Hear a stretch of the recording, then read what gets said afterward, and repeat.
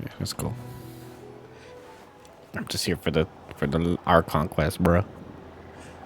Oh, it's been a few days since we said bye to the others in Nasha Town.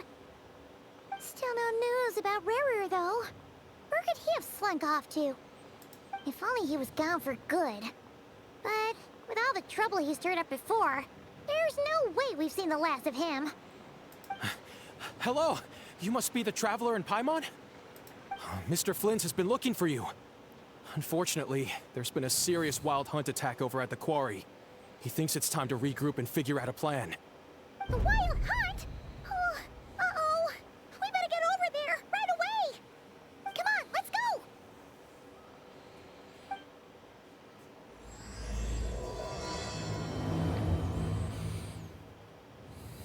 A nation that doesn't exist.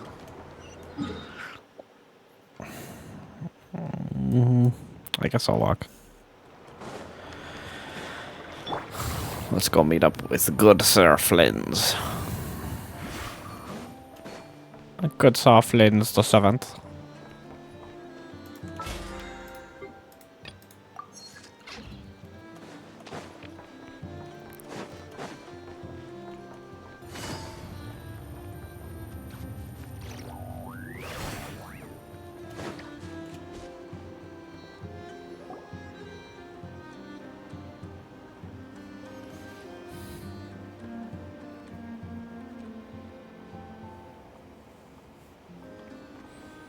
Damn, the whole gang's together. I can barely sense any Kuvaki at all. This whole area feels like a soulless husk. Looks like his appetite truly is insatiable. As if the power of that energy cannon wasn't enough. He's not seriously still getting stronger? What's his endgame here? Ah, everyone's here already. Hey, we made it. So, what's going on? We've all been on high alert since we split up a few days back, expecting Rarir to strike again. But it's like he just vanished into thin air. No one has seen him nor found any trace of his presence. That is, until this morning, when a ratnik found signs of wild hunt activity while out here on patrol. As you can see, the Crystonite itself is physically intact, but the Kuvaki it contained is all but completely diminished. And we're sure that Rarir did this. Who else? He's the only one who could pull off a stunt like this. Kuvaki loss has reached critical levels. Reikir of Solnari set to maximum threat level. Warning, unless de-escalation measures are taken soon, he will pose a threat beyond our ability to contain. The consequences could be catastrophic. Traveler, do you remember when we encountered Rarir just after regaining his body? There wasn't a shred of sanity left.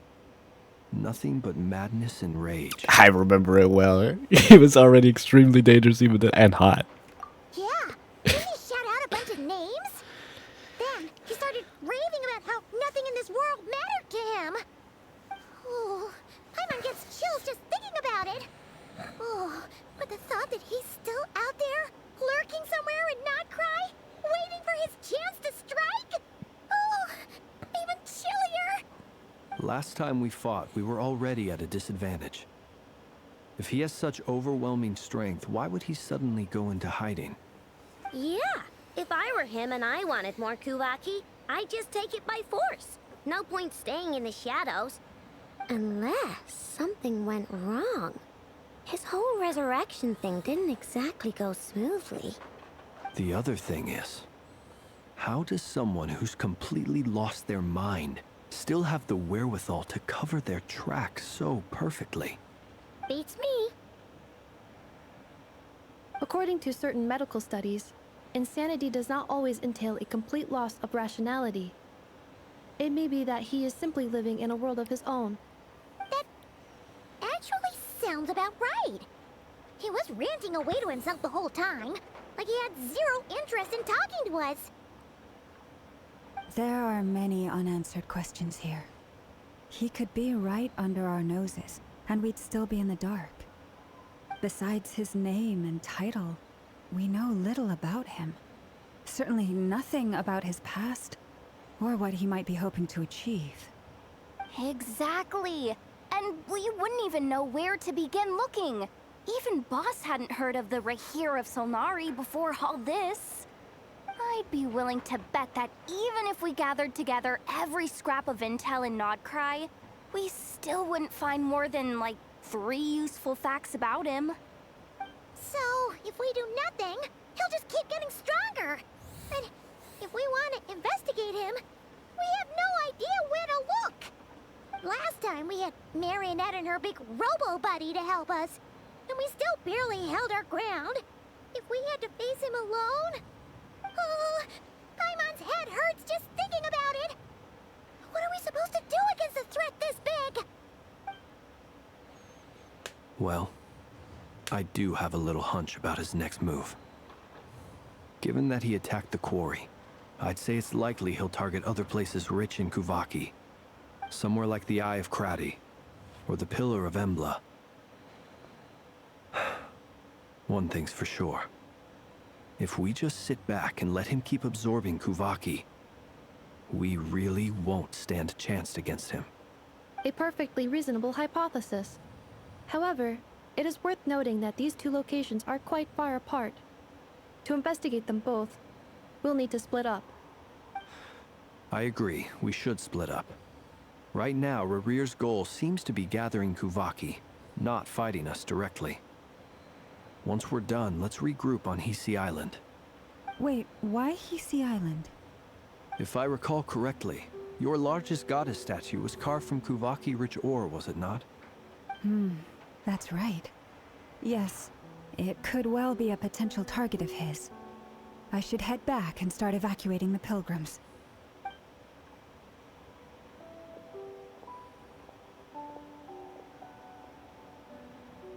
Splitting up's always gonna be risky. But I guess we don't have much choice, right? We're in a race against time here. And if we do run into Rarir, what then? That's when you follow the 3rd rule of treasure hunting. Run like the wind. True. Didn't you say the 3rd rule was go with the flow? I don't know. Did I? Anyway, whatever. In this situation, go with the flow means go find backup. Agreed. If anyone finds so much as a trace of Rarir, do not pursue him. Get out of the area and alert the rest of us as soon as possible. We need to put safety first. All right, we'd better get moving. Come on, Anetha, let's go. Damn, they got there fast as hell. Okay, we're asking around. Yo, you guys here? You guys see this hot guy in bandages, you know? She's like, y'all better run. The old granny's like, oh, I can't move it. I'm sorry, I'm just gonna stay here.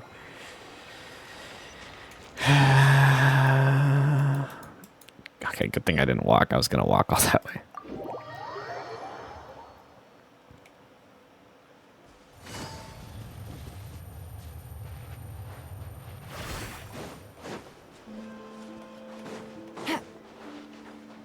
Y'all find anything? Any leads? Nope. Diddly squat. No clues to where he might be hiding. It's like he's a ghost. It feels like we're sitting on a powder keg that could go off at any second. Oh, I hate this feeling. I'd rather face him head on than be left hanging like this. So, you guys didn't find anything either? Not loving the word either. How about you, Flints? I questioned a few Ratniki and eventually narrowed my investigation down to one suspicious individual. But by the time I got to his place, he was already gone. Almost as if he knew someone was on to him. Either that, or he's just extremely cautious and doesn't stay in one place for long. He's been biding his time for a while now. The question is, where or what is his next target? No idea. Since regaining his body, he seems to have lost all interest in the fragment in my possession. If he did still want it, He's had plenty of chances to take it. All we can do now is hope that Ino and Anefa turn up some leads. Darn it, Rarir. If you've got the guts, come face me one-on-one! Wait, he's actually here? I didn't mean it, I swear! No, it's coming from Silver Moon Hall. The Lady Kutar might be in danger. Let's get over there, quick! Dude, Lama puts her ult in the Lady Kutar. She's like, Lady Kutar. Oh shit, cutscene already?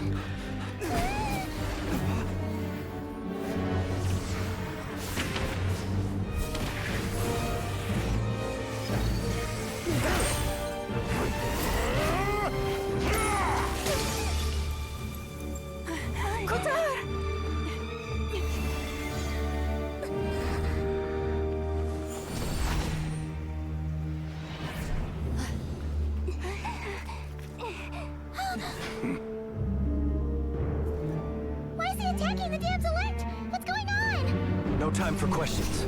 Stop him!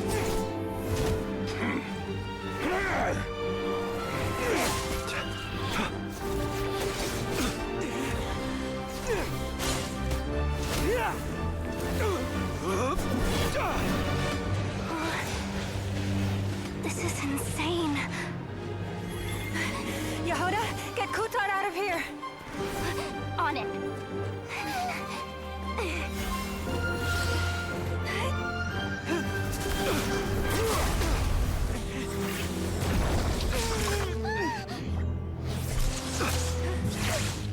Look where your feeble light has gotten you.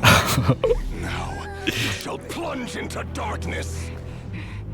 Felindus, soon I will find a way. Watch out!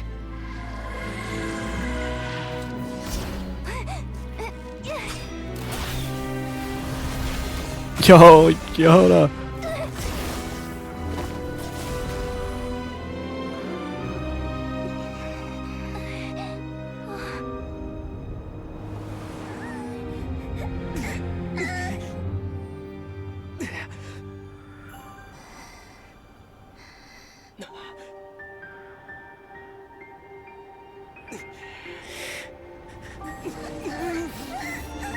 Yo, Aether's going Super Saiyan.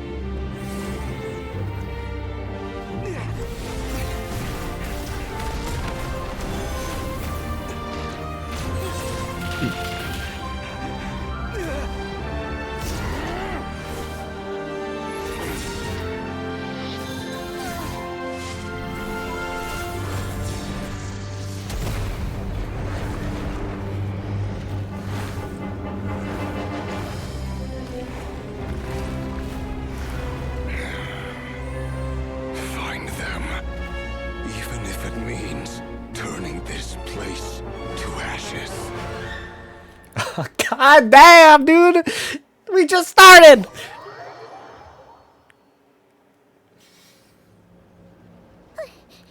That was too close.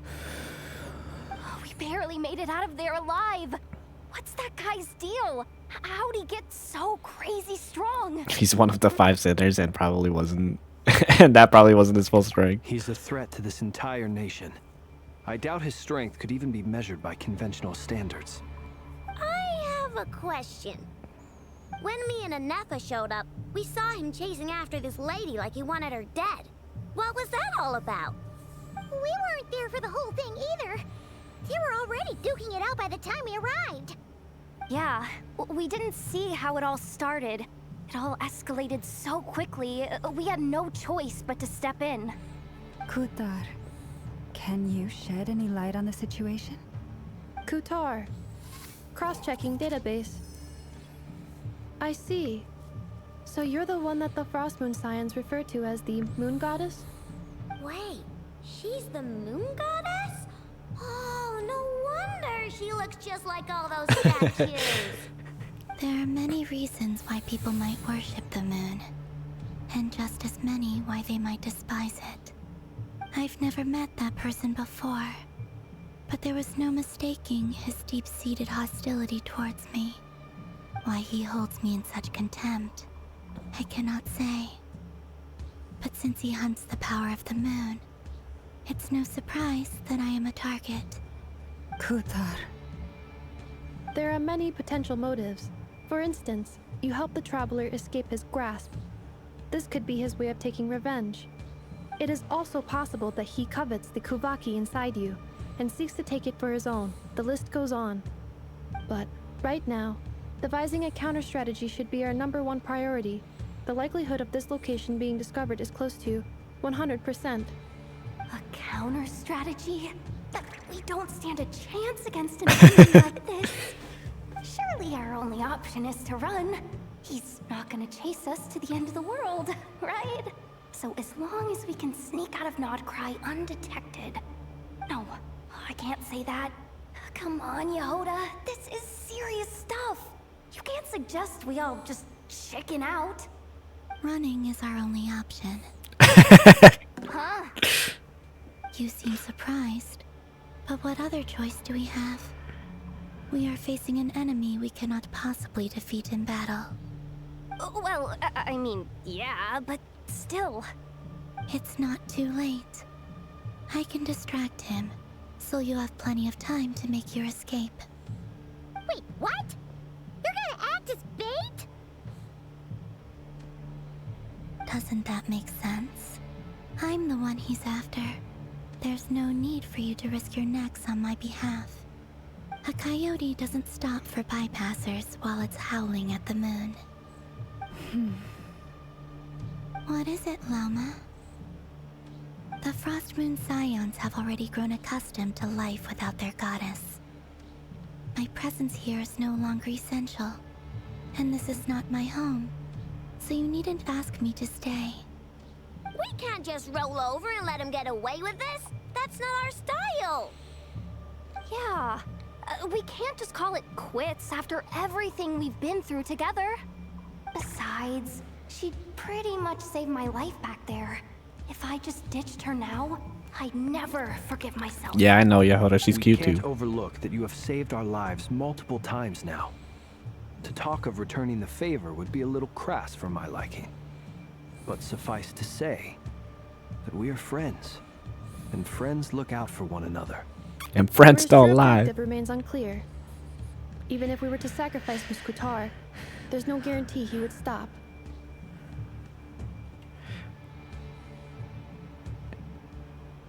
Yeah, here's the thing. We run away.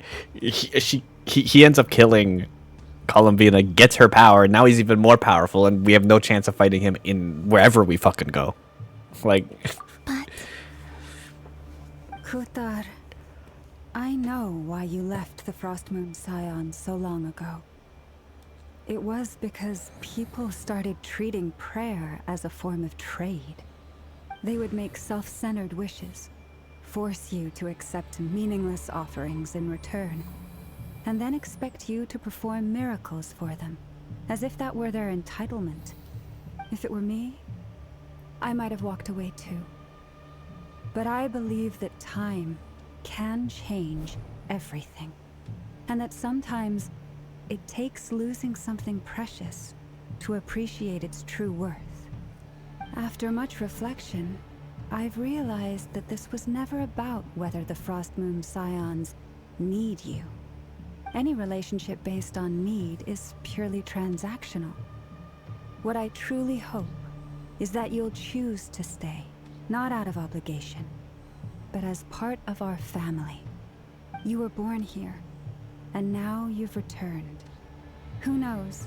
Perhaps it was the moonlight that guided you home. thank you, Lama. But my power is on the wane. I'm afraid I will be of little use to you now. we'll find a way. It's our turn to help you now. Very well then. I'll do as you say. Both times you saved us, we were transported across great distances in an instant. Is that one of your powers as the moon goddess? It is, but I find it very draining. I barely managed to pull it off just now, and it will be some time before I'm strong enough to do so again. Rejected by the world, my power is dwindling.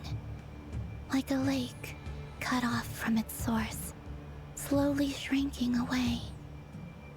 now, it has almost run dry. What do you mean, rejected by the world? The 3 moons belong to the ancient bygone era in which they came into being. From the moment I was born, the world itself has been steadily sapping away at my strength.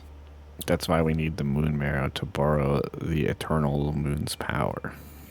The 3 moons are not one and the same.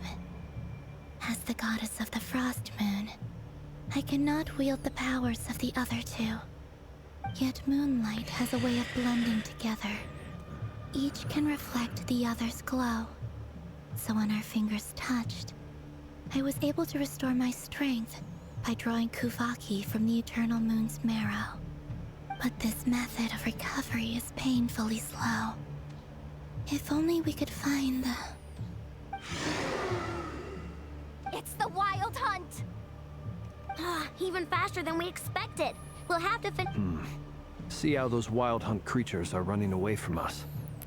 They're likely just a scouting party, which means Rerir won't be far behind. Then what are we waiting for? Let's get the heck out of here! Look, they're like Zoink Scoops. We need to get the hell out of here. Annihilation mode. Being done! They just keep coming! This is driving me nuts! Rerir's closing in on us. We need to pick up the pace. There's too many of them! And this time, we can't fall back onto Char's house to escape! If this goes on much longer...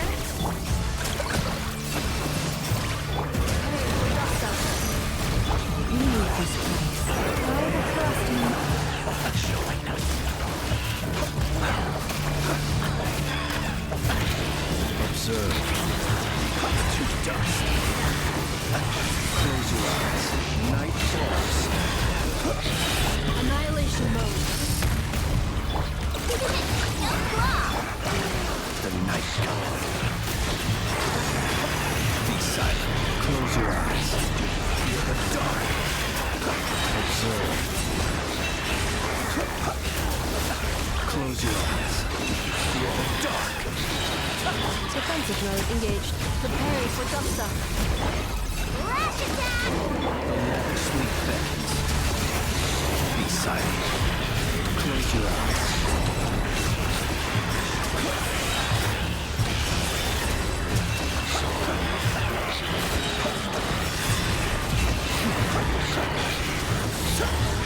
With one heart, we pray. Cleanup sequence initiated. Annihilation mode. The mystery unwrapped. Okay, I used my ult by mistake. My actual ult. Wolf's Gravestone, Barca.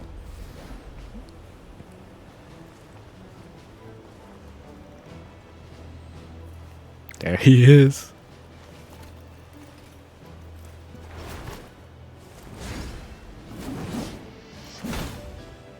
God damn, dude.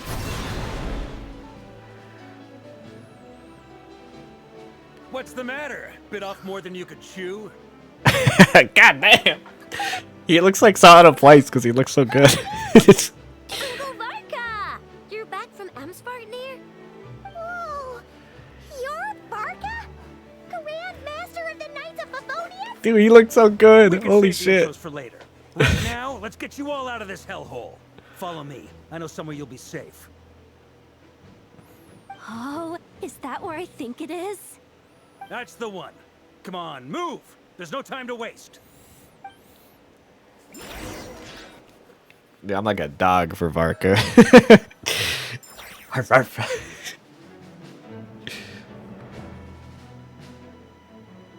Wow! Where are we? This is so well hidden. Well, that goes without saying. This is the Knights of Favonius' meeting place in Krai, and a contact hub for the Northern Intelligence Network. Varka's like, this is where I've been hiding for like the last like 6 years of Genshin Impact. You know, I've been just down into a little cubby hole, avoiding everyone else. You know.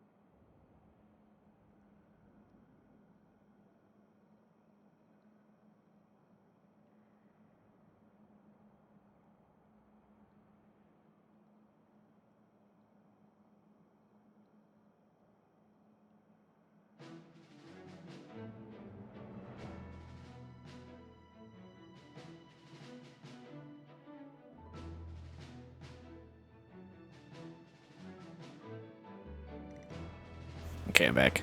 The Northern Intelligence Network. AKA the black market of intel. No matter what faction you're with, it's the place to buy and sell information.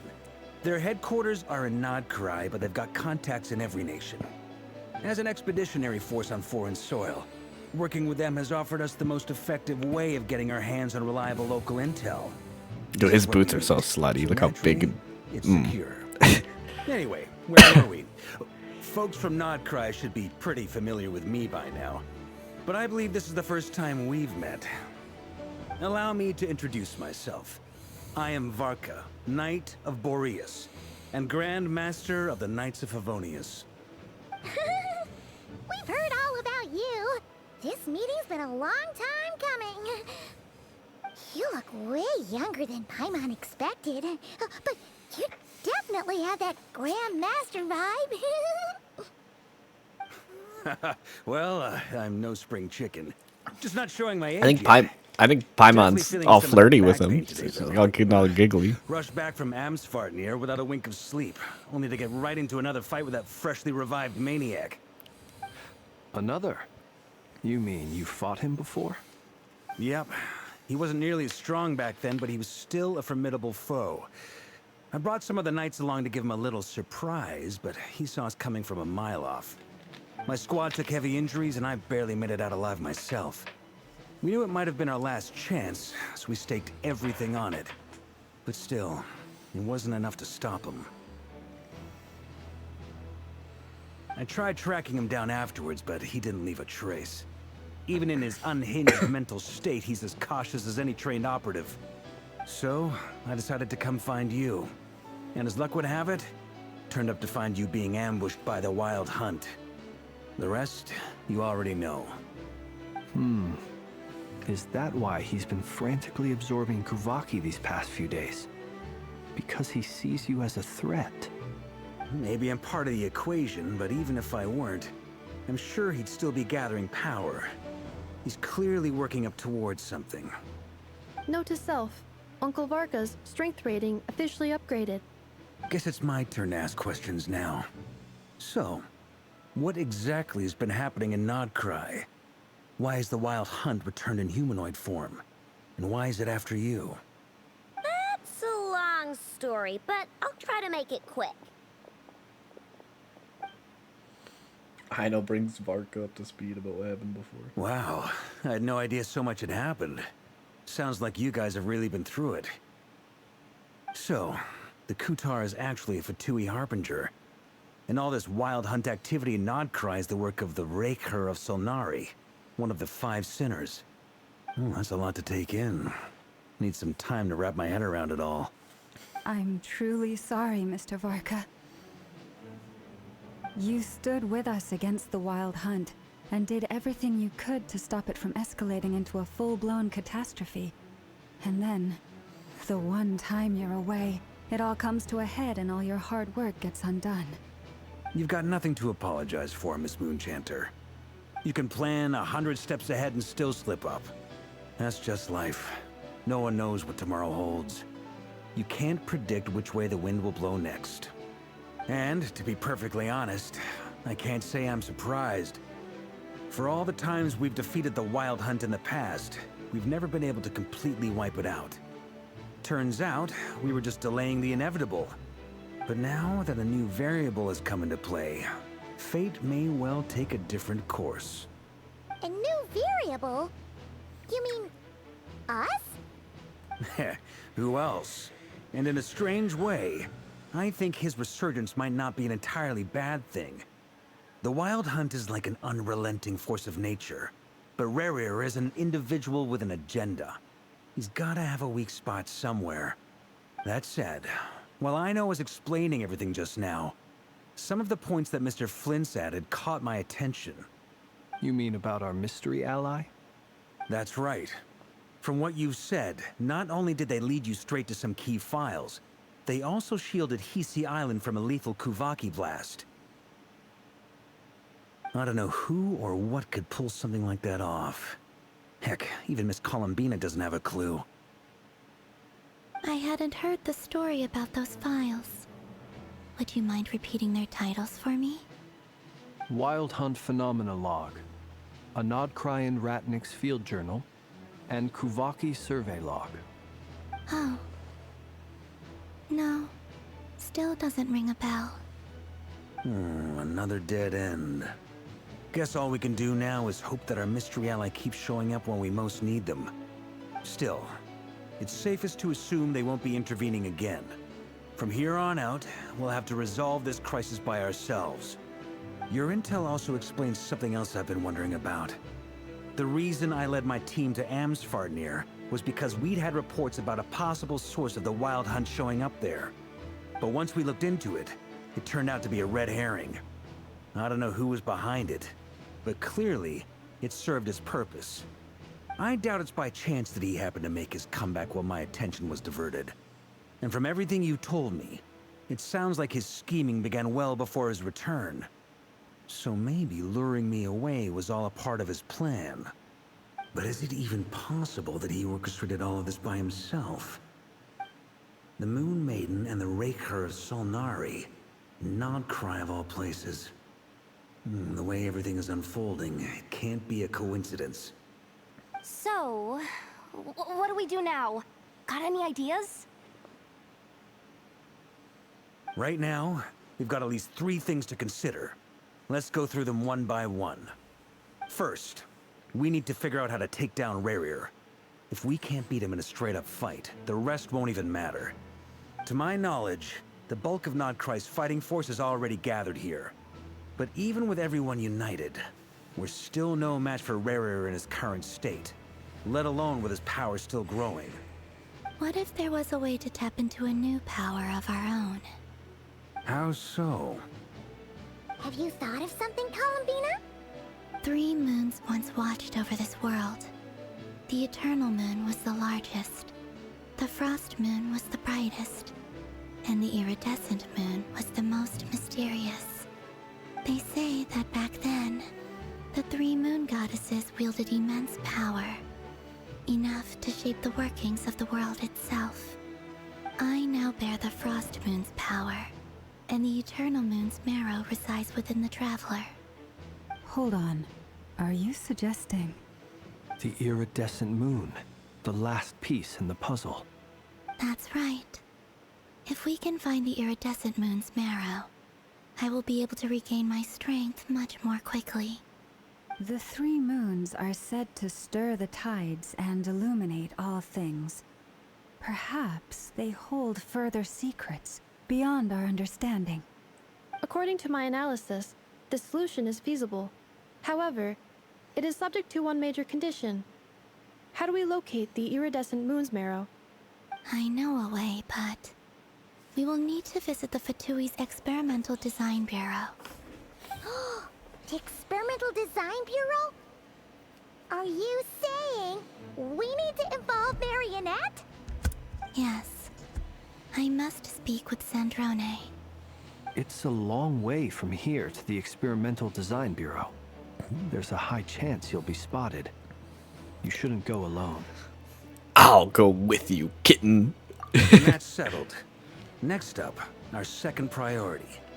Somehow, we need to figure out Rerir's end goal. As you saw for yourselves, when he was still in his Wild Hunt form, everything he did was for the sake of recovering his body and resurrecting himself. His first act since then, after laying low for a while, was to try and assassinate this young lady. People's obsessions often reveal their greatest vulnerabilities. There must be a reason why he despises the moon so deeply. Perhaps it sheds some light on his title, the Raker of Solnari.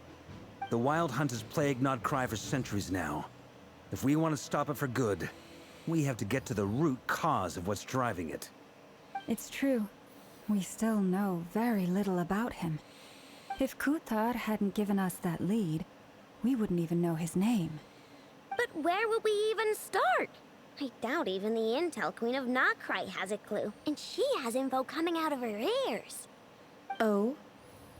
That's a rather hasty conclusion for someone who's so painstakingly meticulous when it comes to dealing with machines. Ah, she heard me.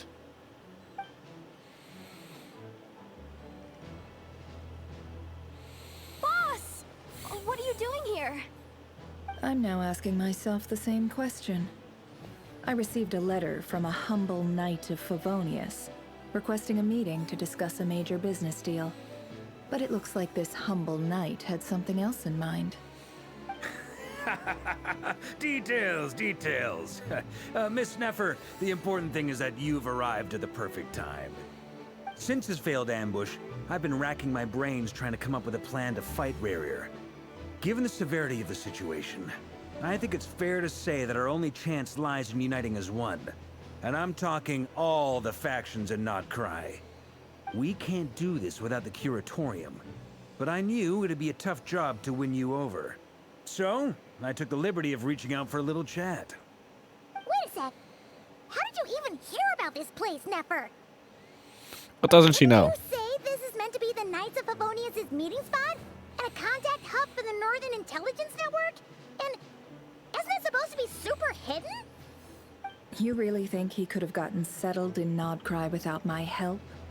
Besides, I'm the one running this gig. Of course I know where the meeting place is. You mean you're... Allow me to introduce the current head of the Northern Intelligence Network. If it's intel you're after, she's your woman. Pretty much seen and heard it all. Please spare me the flattery. Let's cut to the chase. Seems like you've run into some trouble, huh?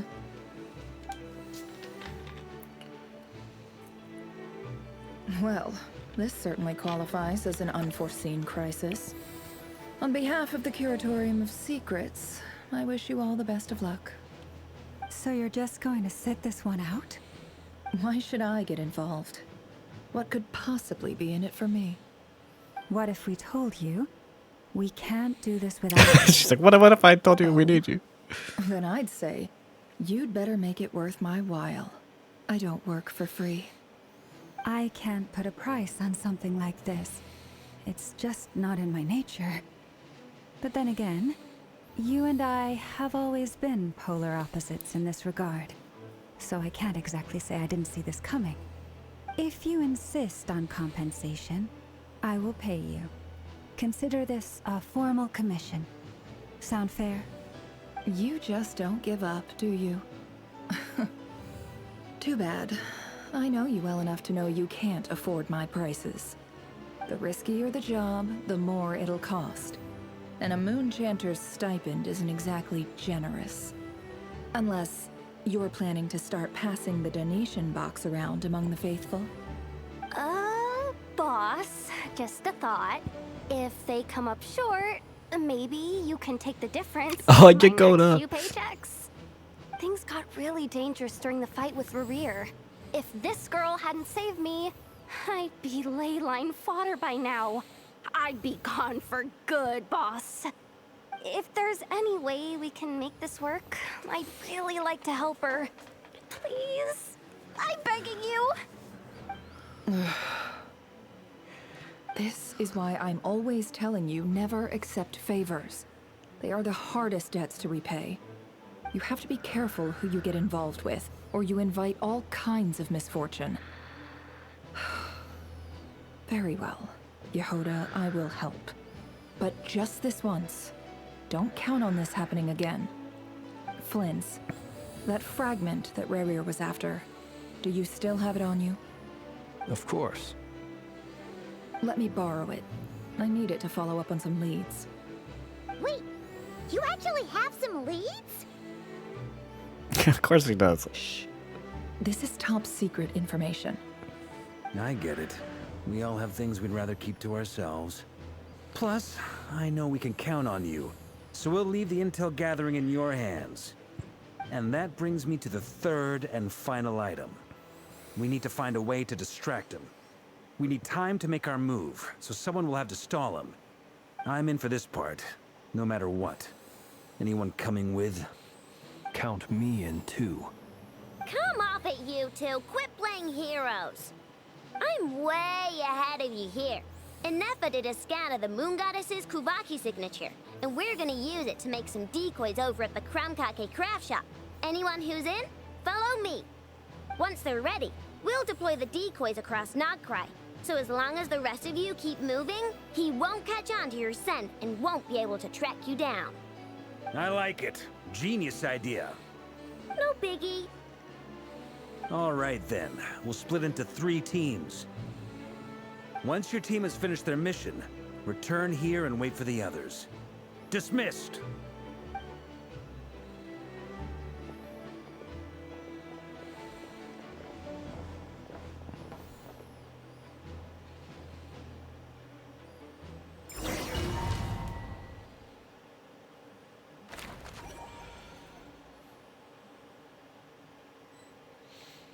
That little drawing at the bottom corner, that's cute.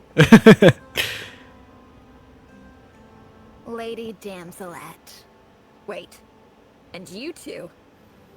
What are you doing at the Kuvaki Experimental Design Bureau? We've been doing our best to mind our own business lately. But if you're just gonna waltz up here like this, you're seriously pressing your luck. Don't blame us for doing what we have to. Huh. You really think that's gonna scare us off? We're not looking for any trouble. I just want to see Zandrone. Do I need to remind you that you're still a wanted fugitive for deserting us? Out of consideration for our former ties and the crisis we're all up against, we'll let you leave in one piece. But don't even think about trying to get inside. Let them in. But Don't bite. For real. She want to come down there and slap the No. shit my lady, out of you. Zandrone seems to be in a good mood. Must be maintenance day.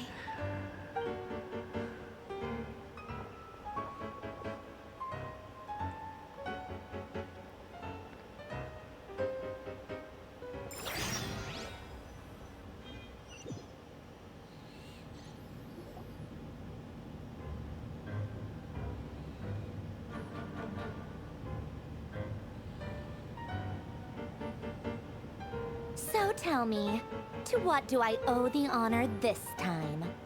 Actually, before you answer that, just so we're clear, we're not colleagues anymore, Columbina. I don't owe you anything. I promise it's nothing big. It seems like you've gotten the wrong idea here. The only reason I let you in was because I was bored.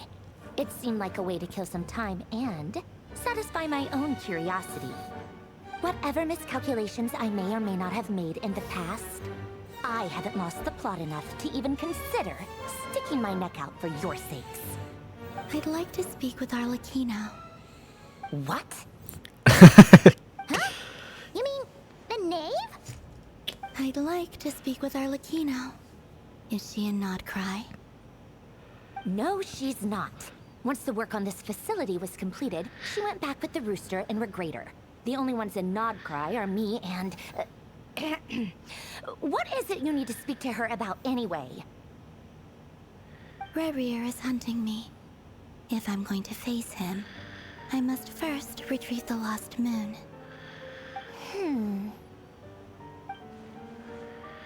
Marionette seems to be lost in thought, but she doesn't look surprised. She must know more than she's letting on.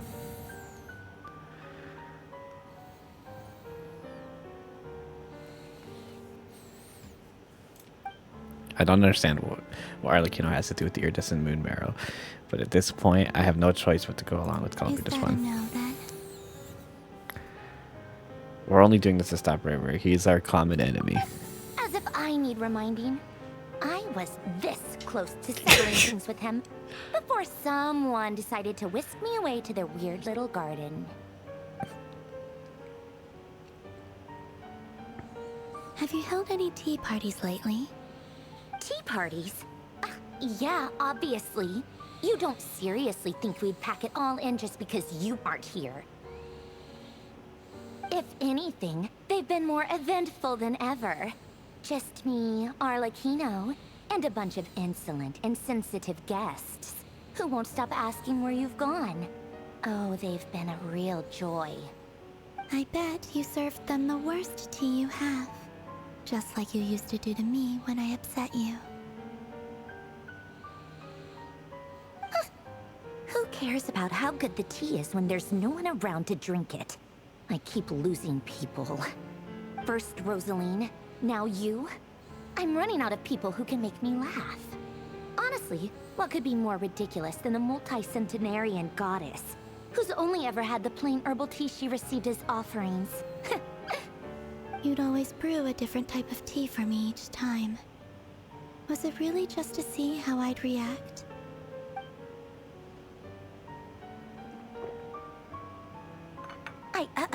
Well, duh. Why else? Watching you squirm was practically my only form of entertainment. Or was she genuinely trying to introduce Combina to new flavors? Maybe all that coldness is just an act and they actually get along. Oh, yeah. And Capitano I've seen them on Twitter get along. Too. But I guess we won't be seeing him again. Well, I guess we are overdue for a get-together. Polonia! Have Febronia pass a message to Arlecchino for me. It's time for tea. Will suffice. Pass along a message for me, too, if you would. My body cannot contain the marrow of 2 moons, so I'll be leaving one of them in her care. Excuse me? Who said you were on the guest list? If my tea meant that much to you, maybe quitting the Fatui wasn't your brightest move. Back when you were under the Tsaritsa's protection, no one would have dared come at you so openly. But that protection didn't come for free. In fact, I paid dearly for it. At the end of the day, it was just another transaction. I just got tired, that's all. I never wanted any part in their grand ambitions, and I've had enough of being treated like a bottomless supply of power. It brings back memories from the old days, when I was still worshipped as the moon goddess. Centuries on, it may be a different group of people, but I see the same greed in their eyes. I figured you'd leave eventually. You didn't have as much of a reason to stay as I do. The Tsaritsa gave you shelter and protection, but that was it. Nothing more, nothing less. Meanwhile, the Fatui demanded everything from you in return, until it was more than you could bear. I get why you left. And frankly, I have no interest in dragging you back just because the higher-ups told me to. But if you keep hanging around with this riffraff, the next time we cross paths, we might be enemies for real. I'm the riffraff? She says that. Wait, I got Sonata. She says that, but she's the one who just caved in and agreed to help Columbina. Guess that's our cue to leave. We better not keep Varco and the others. I'm not saying that. Why would I say that? About the letter? No. Yeah, we're with Varco now. She could be even more pissed off. That might be your plan. But it sounds like someone else wants you to stay a little longer. Huh? What do you mean? Listen.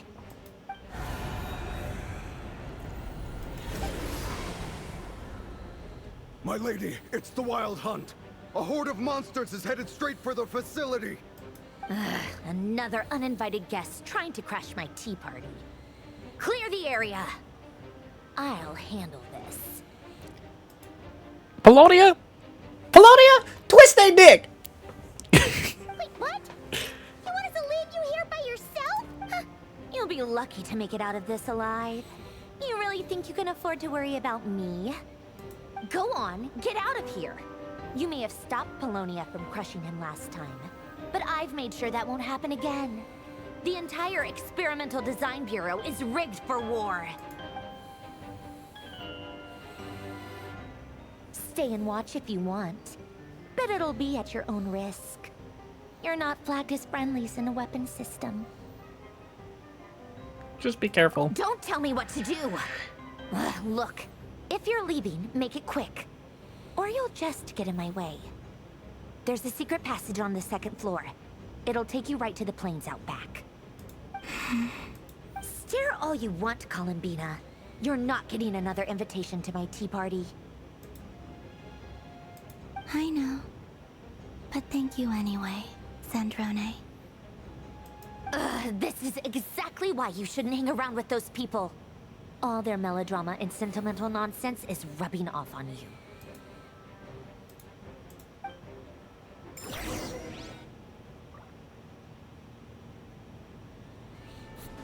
Pelonia! Twist they Come dicks! on then, Mr. Ray here. Let's pick up where we left off. It's your wild hunt monstrosities versus my beautiful creations. Let's see who comes out on top.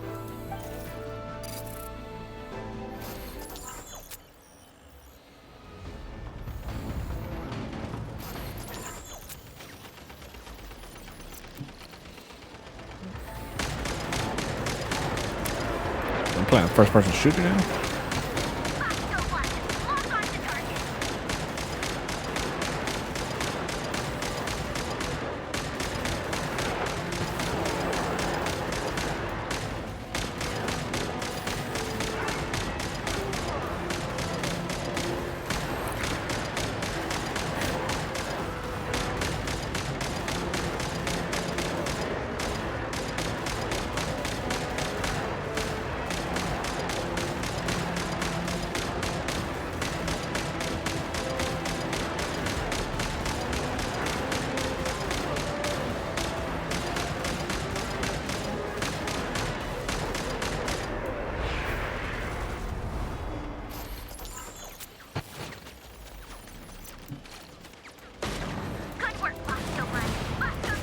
Goddamn. Homie's busted.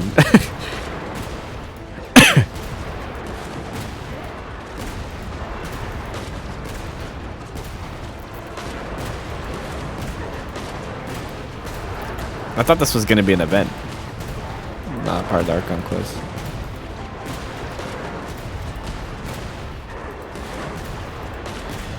Yeah, homie's spawning right in front of me.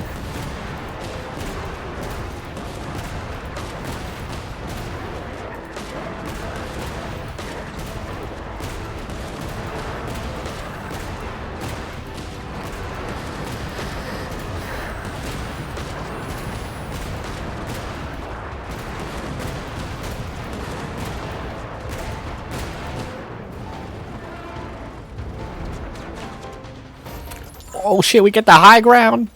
Anakin, it's over. I got the high ground. Keep them pinned down. Don't let them get near.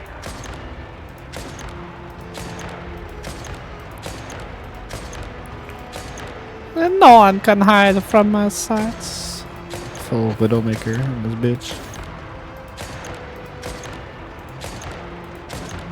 Notice those guys.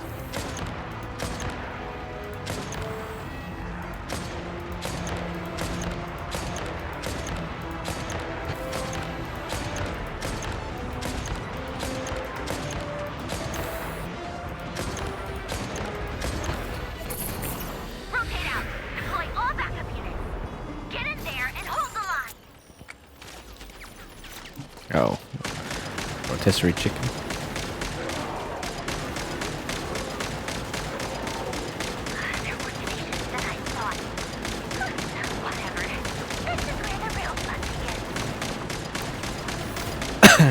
This is where the real fun begins. Hello there!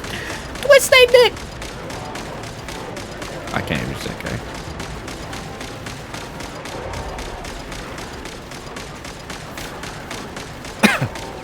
God damn, there's a lot of big guys. Don't worry.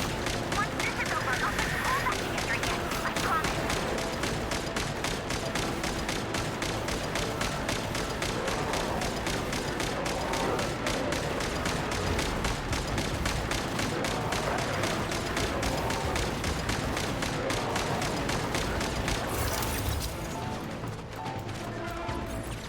Finally, the Ranger himself. Time to... Huh? Where'd he go? Uh-oh. Oh, hello.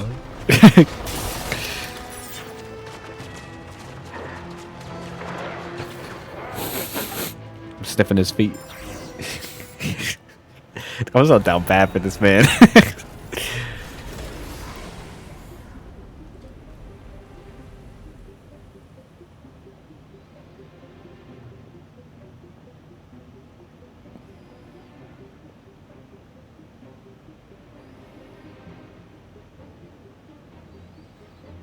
Polonia, get him! Polonia, twist his dick! I've upgraded Polonia again since our last encounter, and uploaded every last scrap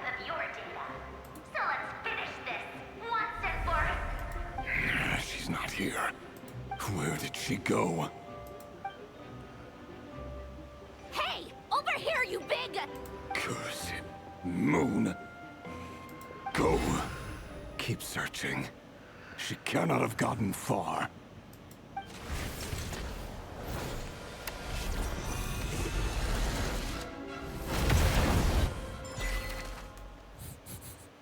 Damn, he just...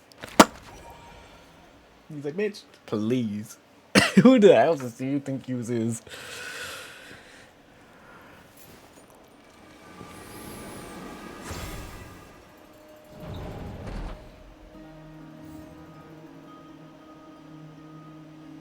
Welcome everyone to the Goon Room. So this is your method for investigating Rarir's past. It almost looks like some kind of ceremony.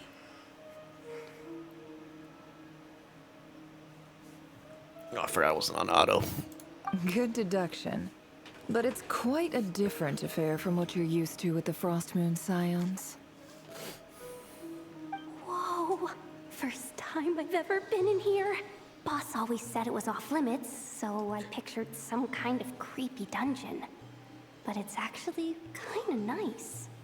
Oh, I guess this must be Sumero decor? That's where Boss is from. And that nice shopkeeper who sold me my treasure compass.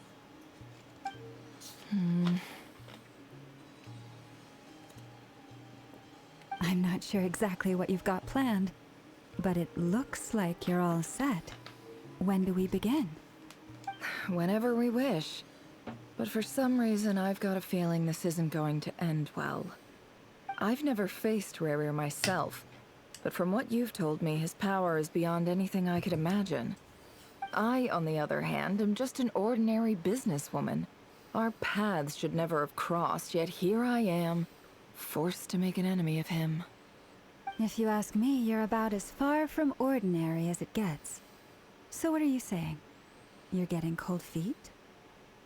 Once I take a job, there's no backing out. Still, I have to ask myself if the power I'm relying on will even work on an opponent of this caliber. And also how to make sure I come out of this alive if things spiral out of control. Death is the one thing we can take for granted. It is the great equalizer, however fortunate or unfortunate we may otherwise be. So it's important to consider how to spend what lifespan we have left.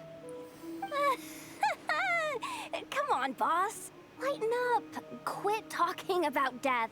It's bad luck. For once, I agree with you. When you're up against a foe like Rarir, there's no such thing as being too prepared. Is there anything I can do to help? That won't be necessary. I've already made up my mind. Time to cash in a precious favor I've been saving for a rainy day. Yehoda, I need you to find someone for me. The sooner the better. Eh? Find who? That shady merchant who sold you an overpriced treasure compass the other day. Overpriced. Come on, boss. You're pulling my leg again. In what way is she shady? She showed up when I was completely lost and sold me a neat little gadget that was exactly what I needed. Trust me, she's a good person. Anyway, I know who you're talking about. Don't go anywhere. I'll be right back.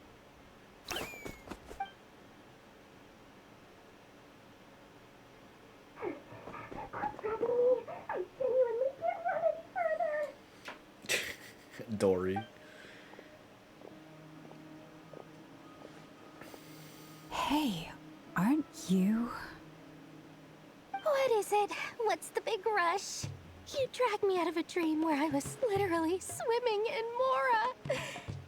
I'm charging double my usual attendance fee. Yo, they can play Port almost. See, look how easygoing she is. After that rude awakening, she could have completely snapped at us. But instead, she kept it together and just asked for an extra fee. Dory Sangama Bay? I never would have pictured you two doing business together. If you want to make it big and not cry, it's all about connections. Lady Nefford just so happens to have a lot of intel that interests me. And She also did me a big favor in the past. It was back when I first arrived in Krai. My trusty assistant, the genie in my lamp, had an adverse reaction to the Kuvaki and fainted. And wouldn't you know it, that's when I suddenly find myself in a life-or-death situation. Good thing my compatriot was there to swoop in and save the day. I've been giving her a 30% discount off all of my goods ever since. Now, so that no one here feels left out, I'm willing to extend a 20% discount to fellow friends of Boss Nefer. Plus, any other friends you send my way will enjoy 10% off. Huh, what can I say? The great Lord Sangamabe is nothing if not generous. So, let me guess. You've run into some trouble. I've got everything you could possibly need, and the more you buy, the more you'll save. You guessed correctly. What have you got in the way of survival gear? The one type of gear I've never been short on. What are you looking for? A jetpack fresh from the Academia's labs? An ancient suit of armor dredged up from the bottom of the sea? At the very least, I need to know what kind of opponent you're dealing with here. If even you're worried about staying alive, it must be pretty serious. What if I told you it's someone with the power to bring a nation to its knees? Is that so? Then we really are talking top-shelf treasures. I don't have anything like that in stock right now. I'll have to ask my supplier. Your supplier? A powerful woman, make no mistake. I can't reveal her identity, but luckily for you, I hear she's planning to visit Krai in the near future. If you're willing to wait, I can ask her when she's here. Can't say exactly how long that'll be, though. Then, let me put it another way. What would you do if you encountered an enemy like that? Roll over and serve yourself up on a silver platter? Of course not. I have a handy little trinket from one of my generous suppliers, which... Hold on. What exactly are you getting at? No, no! This is for my personal use only! Let's just say I'm borrowing it, all right? Just for insurance purposes. You'll get it back later. Favors are the worst kind of debt to owe, and now you've got a chance to repay one. A win-win situation, don't you think? Fine. You can borrow it for 5 days. No, make that 3. And for every extra hour after that, I'm charging you 1,000,000 mora. Deal? Deal.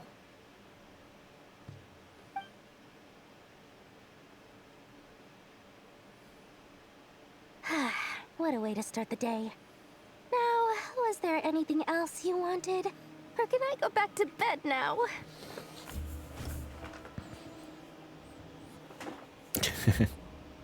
See you, Dory. That will be all. Take care now. Don't trip up on your way back, friend. See you later! You're my favorite shop. You're my favorite shopkeeper.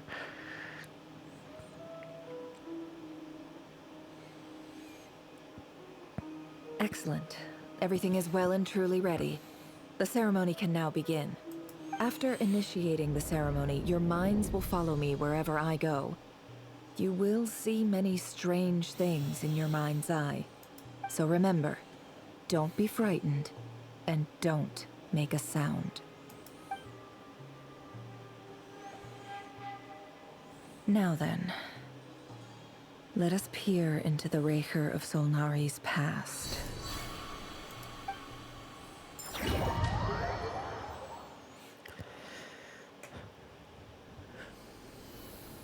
I made it. I don't recognize this style of architecture. Must be Conrian. Simple furnishings, table and chairs. It's a more ordinary house than I might have expected. Looks like the fearsome Raker of Solnari came from surprisingly humble beginnings. Unless this passed for luxury in Conria. Unlikely. It was said to be a very prosperous nation in its heyday. Anyway, I'll keep exploring.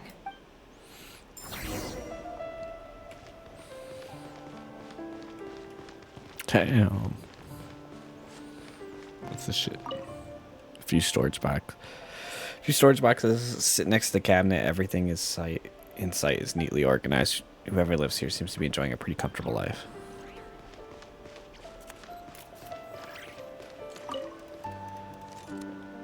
A handwritten note. Hi, Reverie. Since you're working extra hours tonight, I thought I'd keep myself busy by checking out that new kebab shop. I've heard good things about their menu. I'll test it out, and if it's as good as everyone's saying, let's go back together sometime. P.S. New stash from the Universitas Magistrorum. I brought some goodies home. A few teacups and a pin rack. Hope you like them. They didn't sign their name. But they must have been close. Sounds like they were living together. So that's probably the Lindas. Let's be real.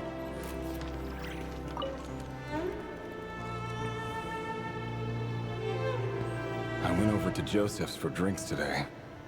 They have a fine collection, but I went alone. Felindis was tied up with something and couldn't make it. Joseph asked why I came alone, but I didn't really have an answer. He then went on to ask about other things.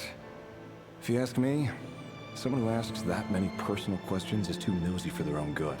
But if he invites me again, chances are I'd still go. The Lindis. That's the same name Rerir mentioned. Crane imports keep falling. If things don't pick up, we'll soon be back to meat and mushrooms only. Honestly, I'm not a huge fan of that new type of mushroom everyone's been into lately. Didn't it start out as a lab-grown variety? I heard it's even mildly corrosive. Seriously, why would you even eat something like that? I don't care if it's an impressive feat of alchemy. That just isn't the kind of thing I like to eat. Grain has to be imported, and they're eating a diet of mostly meat and mushrooms. Could it be because Conria is underground, so it doesn't get much sunlight? That would explain why they use so much stone in their buildings. They even use alchemically modified strains for food. Seems like the people of Conria don't have many options when it comes to dining. I've just about saved up enough now. Time to buy it and keep it somewhere safe. Making a big purchase. I wonder what it is. Most of what's written in the diary are mundane details of everyday life. It's clear that the author was an ordinary Condrian, or at least that they were passing themselves off as one. The author's handwriting doesn't reveal anything. It neither showy nor stiff. In fact, it doesn't really leave any particular impression. He really is a professional. No wonder he's so good at covering his tracks. Despite what he's become, it seems like he's retained certain habits, at least in this regard. Near the end of the diary, you notice a page with a shallow indentation along the bottom. The previous page has been torn out. For now, its contents remain a mystery. Did Rerir rip it out himself? But pen marks like these leave a trace. With something like charcoal to add some color, you'll need to find the right angle. When Nefer looks around, she sees a fine charcoal pencil on the desk. Before long, she's restored the few missing words. Compared with the forgettable handwriting from before, these lines have been scrawled in a rougher, more haphazard way, as if the person who wrote them was in an emotional state. Before I met you, I was convinced that my heart was nothing more than a stagnant pool, the burial place of a fallen moon, a withered, windless grove where the waters rested forever unrippled. It was you who helped me see that my heart hadn't entirely withered away, that it could still beat to the rhythm of love. This is just trivial sentimentality from the looks of it. Why would he go to the trouble of hiding that? The burial place of a fallen moon.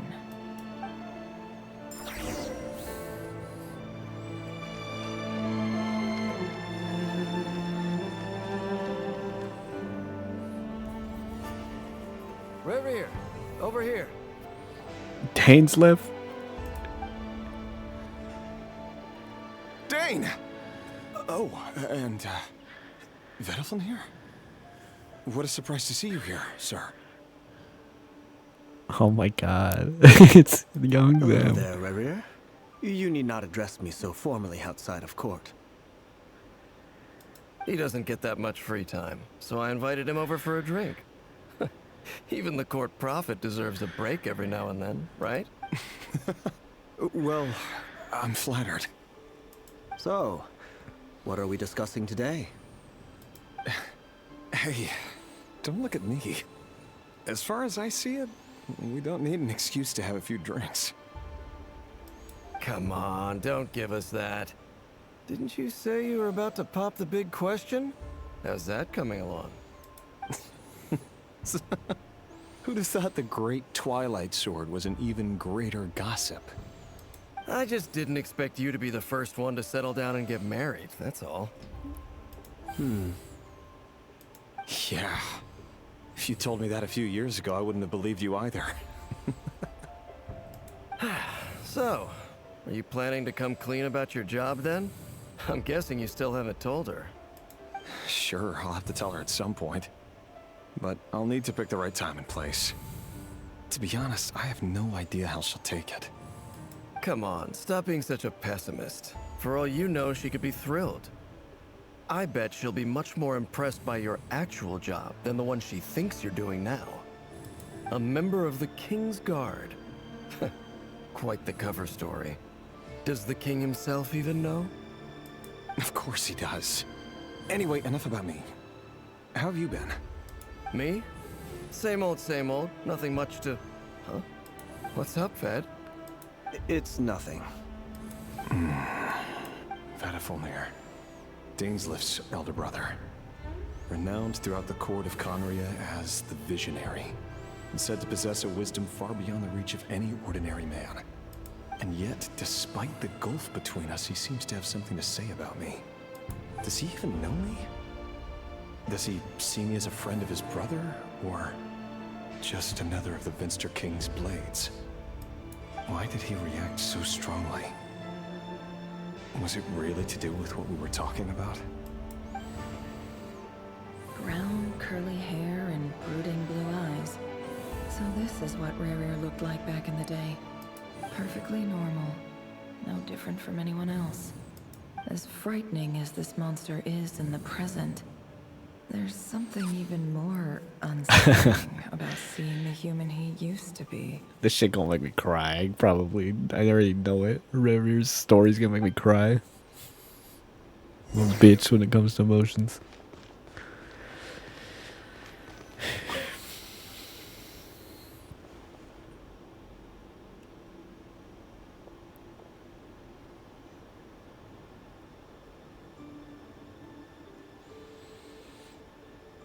Felindis? You're back early? Our equipment's being serviced today, so I got off earlier than usual. How's your day been? Aw, why the long face? Is something the matter? Has your boss been giving you a hard time again? Went for a drink with Dane and the others after work. Isn't that a good thing?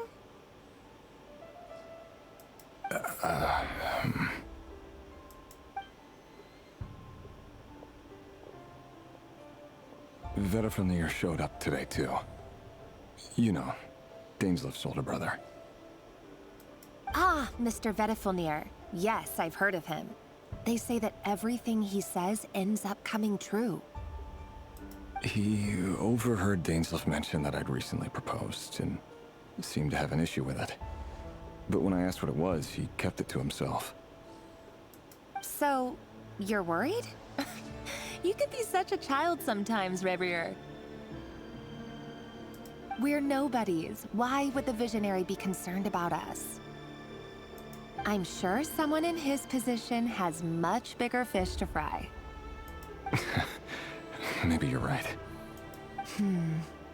You worry too much, Revier. We've been together for ages now, and everything's been going so well, has it not? You've even proposed to me. So, you do remember. Tell me then. What's your answer? Like I said, I need some time to decide. You can't just rush into things like this. We may be nobodies in the grand scheme of things, but if we want things to work out, we've still got to plan ahead.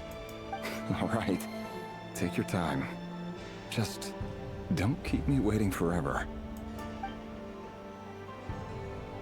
Nobody's.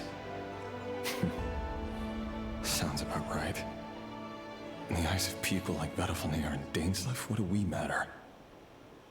Can someone whose gaze is so fixed on the far-flung future even see the present clearly? Besides, the dynasty's fate rests with the king and his inner circle. Whatever I do, it won't make much difference. Meanwhile, every idea they come up with and every decision they make, it affects everything. These days, the king is lost in his research, and the purge of the Crimson Moon bloodline grows ever more intense. The opposition tried to speak out, but nothing came of it. And I'm under no illusions as to why. Because we eliminated them and got rid of their bodies. A man can have 1,000 reasons to carry a sword, but there are few good excuses to use it.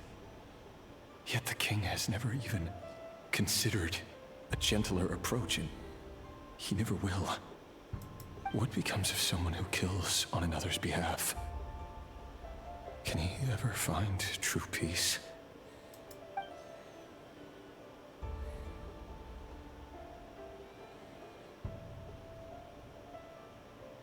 Thelindis?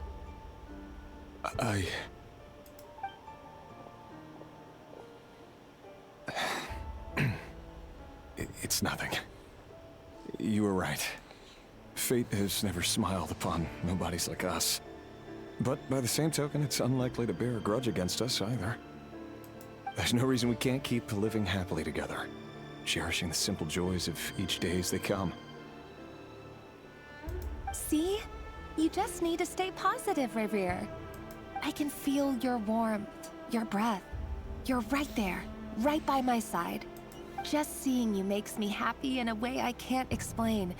And that's something that no one could ever take away from me. So smile, my love. Let go of that frown. You're right, Thelindis. I've just been overthinking things. That's better. Getting caught up about things like this will only ruin our evening. Speaking of which, all set for the ball tonight? I need to go get ready. You go ahead. I just have a few things to take care of, then I'll come join you. Even busier than the big shots, huh? Fine, I'll go get started. But don't be late. If you keep me waiting too long, I won't be a happy bunny.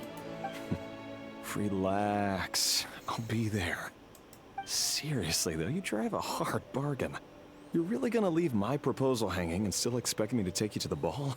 Well, that goes without saying. I already told everyone I'd be coming with a dance partner. Besides, they're two completely different things. Let's take it one thing at a time, all right? All right. White outfit it is. It seems like Rerir was deliberately hiding his ties to the intelligence services by giving the impression that he was just an ordinary member of the Venster King's Guard. He clearly doesn't want his would-be fiancée to know about his other life. Then again, that's hardly surprising. People in the intelligence trade rarely do. Who'd have thought we were in the same line of work? Let's dig a little deeper. That's so funny.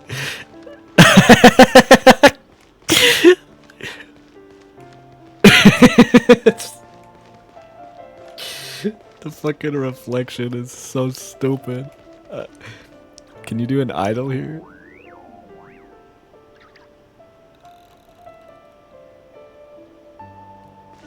Oh man.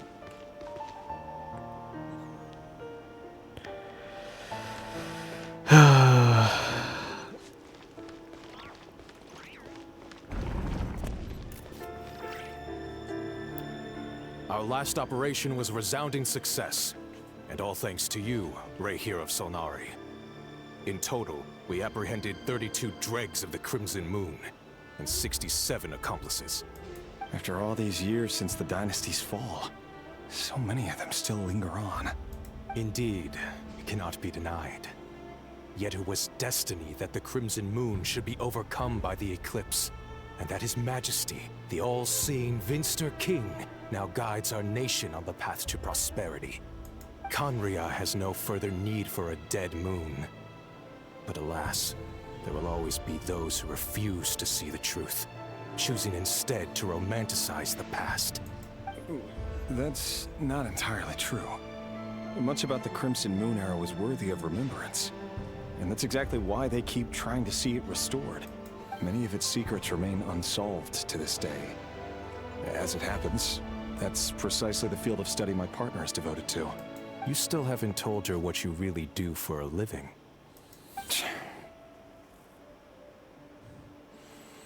Where would I even start? How do you tell someone that you're one of the king's hand-picked executioners? That your hands are steeped in blood? You didn't choose this life, any more than I did.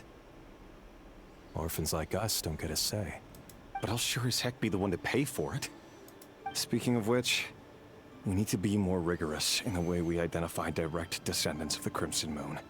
Someone, it seems, has strong opinions about my future plans. Most likely my marriage in particular. I have a feeling that we may soon become targets of the Crimson Moon's retribution. Your concerns are not unfounded. They've taken out many of our colleagues these past few years, and for that very reason. These are no helpless lambs we're leading to the slaughter. They're wolves in sheep's clothing. Take care, Rayhir of Solnari. I look forward to toasting you at your wedding. Thanks, Thorkel. You look after yourself, too.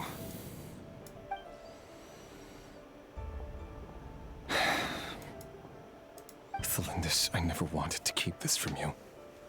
You're the last person I would ever want to lie to. But that's exactly why I can't tell you everything. There are things you shouldn't know. Things you cannot know. The moonlit dynasties are a thing of the past. Yet even now, with the sun shining high in the sky, there are those who would call forth a dead moon's ghost. Could that be why Vedalfnir held back? Or was it because of some court secret he's not at liberty to share? I have to get a clear answer from him. No matter what happens, I will protect Thelindis. Rayhir seems to be very concerned by Vedalfnir's reaction. Vedalfnir and Dainsleif, the Visionary and Twilight Sword. So that's what they were really like. I've investigated this whole area now. There doesn't seem to be any other memories here. Should I try somewhere else? Wait a second. What's this black smoke?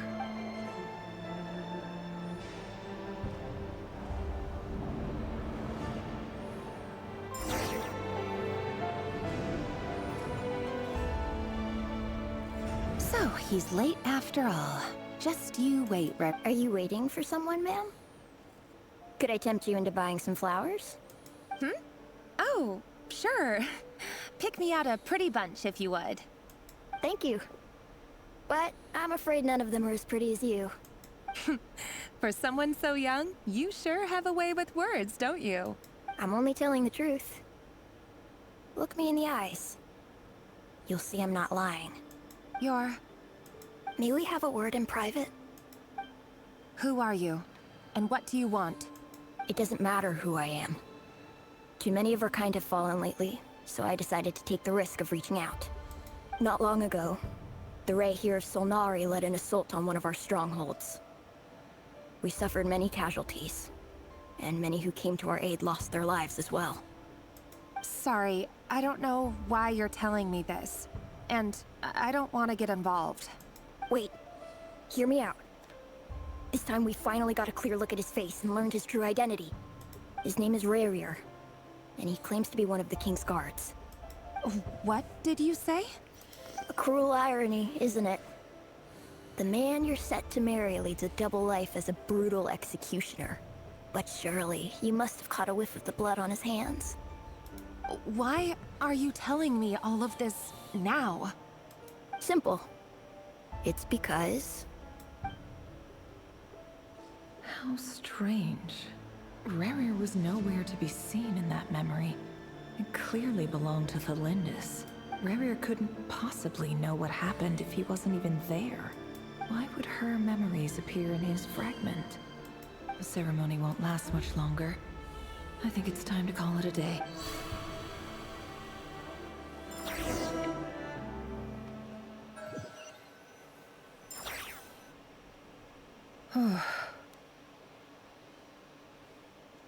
So that was your doing? Did you just pull us inside Rerir's fragment to spy directly on his memories? Any more questions, and I'll have to start charging. I had no idea you could do that, boss!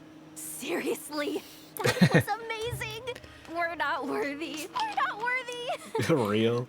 Me when I pulled for her? I gotta admit, though, I'm itching to see what happens next.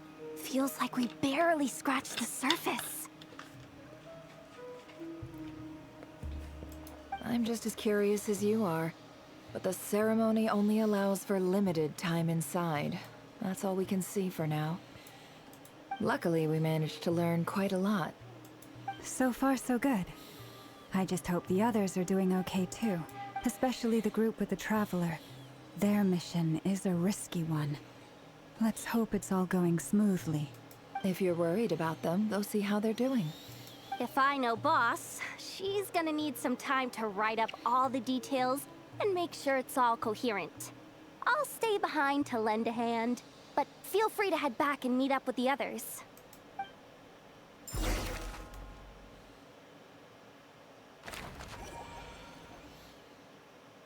Thunderclap Reef. Oh, they've been prowling around for nearly 2 days now. These things just won't quit. Oh, they might not have seen us yet, but them constantly sweeping the area, our way out is completely blocked. We'll have to just sneak past. Oh, that's never gonna work. One little slip up and it's game over. If they spot us, they'll run straight back to Rerir. And once he knows we're here, it won't be long before But that he's doesn't mean we breathing still down have our to necks try. again. Oh, guess you're right. Stealth mission. Quick, hide! We almost got spotted. I didn't even see those dudes, man. I thought we had to go up here. Phew, that was a close call. I can't jump.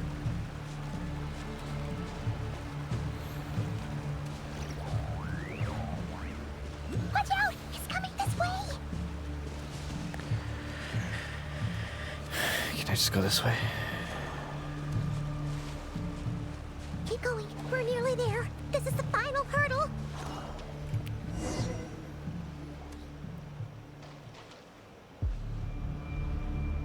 Oh, there's no end to these things. We can't keep going like this. Surely there must be another way out.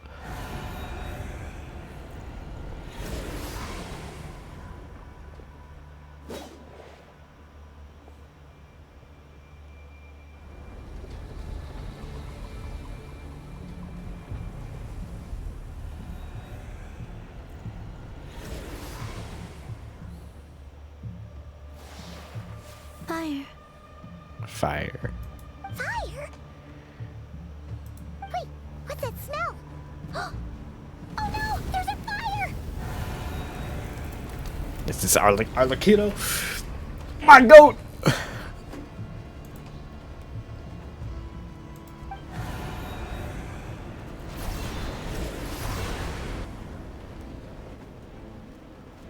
The wild hunt. That was quick.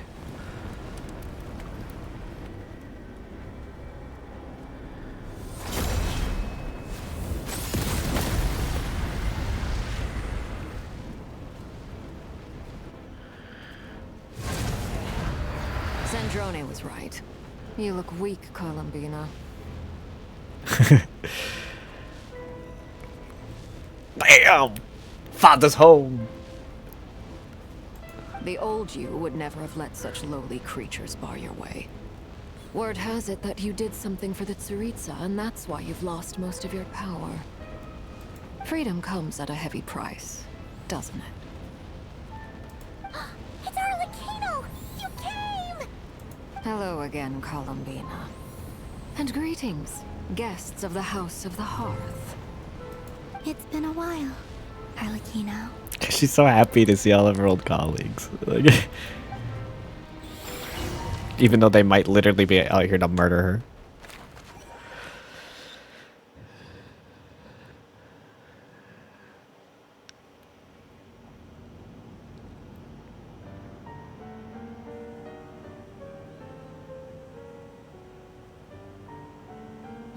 Stupid right here of stupid Solnari.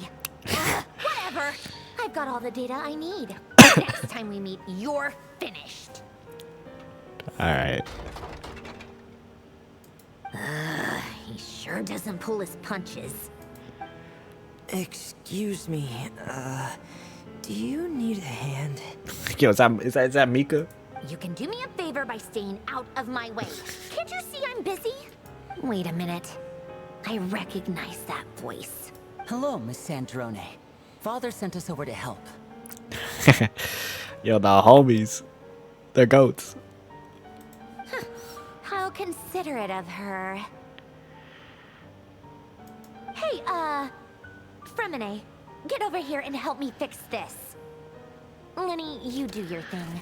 Just keep your sister away from my machines. Nearly every machine that cat girl touches ends up going haywire. Go put her on cleaning duty or something.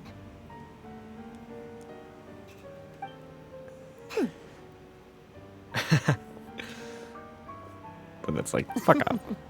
Then let's start downstairs. Fremine, we'll leave this place to you. You've got it. Wait a second. Pretty sure there's still some tea in the cupboard. If you want some, you'll have to make it yourselves.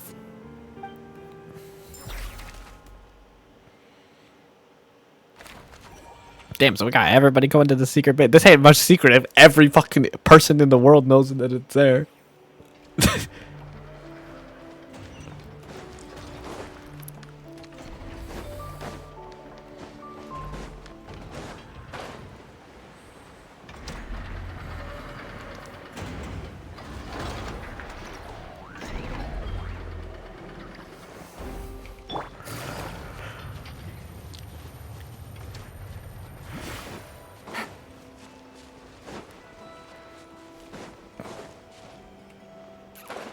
I'm scared that it's gonna fucking kill me.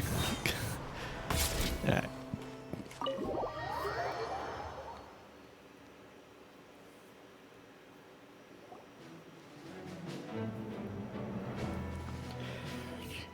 It's a relief to see you all made it back in one piece. Marco. Feels like there's quite a few people missing. Where's Flint's and the others?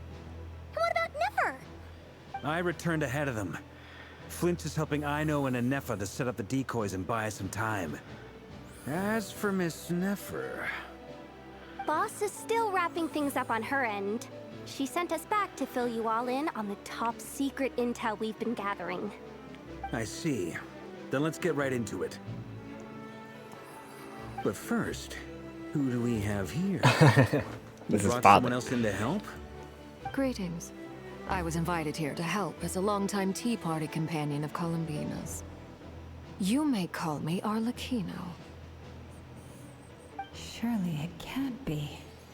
Those eyes. Oh, where have I seen them before? Wait, of course. In those memories we just saw. The only Arlecchino I know is the fourth of the Fatui Harbingers.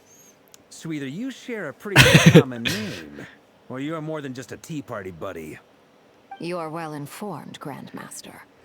A man from Mondstadt living all the way out here in Krai, and yet the people and affairs of Snezhnaya seem to hold a special place in your heart. Oh, the feeling's mutual. Sounds like you know all about who I am, too. A Fatui Harbinger. The atmosphere in here just got really tense. We can't just start trusting Fatui Harbingers, even at a time like this. I must admit, though, I'm a little curious. Seeing as the Moon Goddess no longer belongs to the Fatui, what makes you so willing to put your neck on the line here? Nor does Krai belong to Mondstadt, Mr. Varka. Yet still, You're fighting for Yo, it all the same. she got him there. Things don't always have to have a tangible payoff. Sometimes, stopping things from spiraling out of control is a higher priority than chasing the spoils of victory. Of course, I can't say there's nothing in it for me at all. But that's between Columbina and myself. Arlecchino was instrumental in helping us save the whole of Fontaine. I'm confident we can trust her. Forgive me. I don't mean to doubt you. It's just that the Fatui really have been the source of many of our troubles. We have our own way of doing things here in Krai. But ever since they arrived, the Fatui have treated us with nothing but hostility.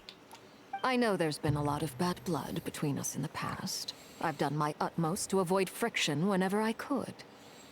But sometimes fundamental conflicts of interest simply can't be settled amicably.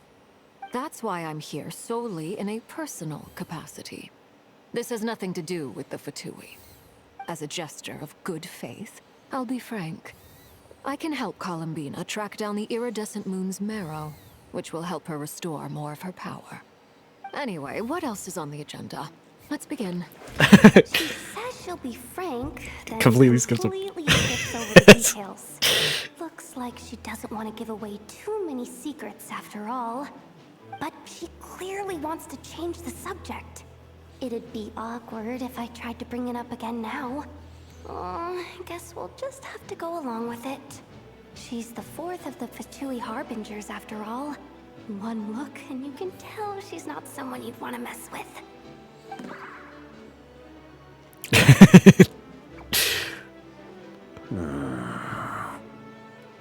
Well, since Miss Arlecchino sounds confident in her ability to handle that, we'll proceed to the next topic. Yehoda, time to share that top-secret intel. Alright, listen up everyone. First, we now know that Rerir was originally a Conrian secret agent whose primary mission was to hunt down and assassinate the so-called Dregs of the Crimson Moon.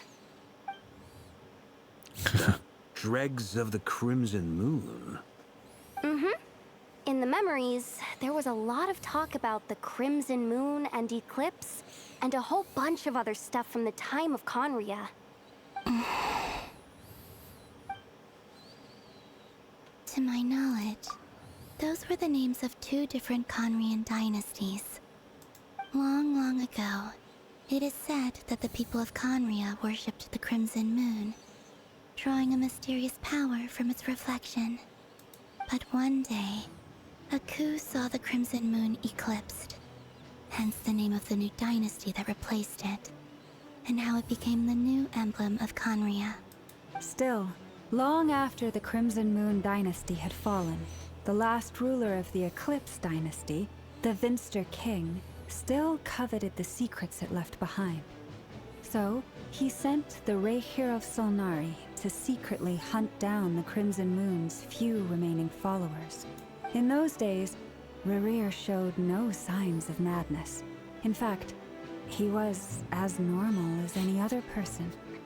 Oh, and he had a fiancé, or at least a would-be fiancé, called Tholindis. What's the matter?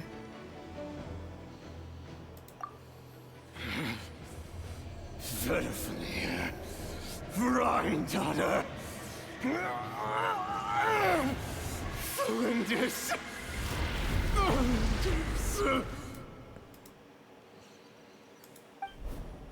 Interesting. Anything else? What about this would-be fiancé of his? Do we know anything about her?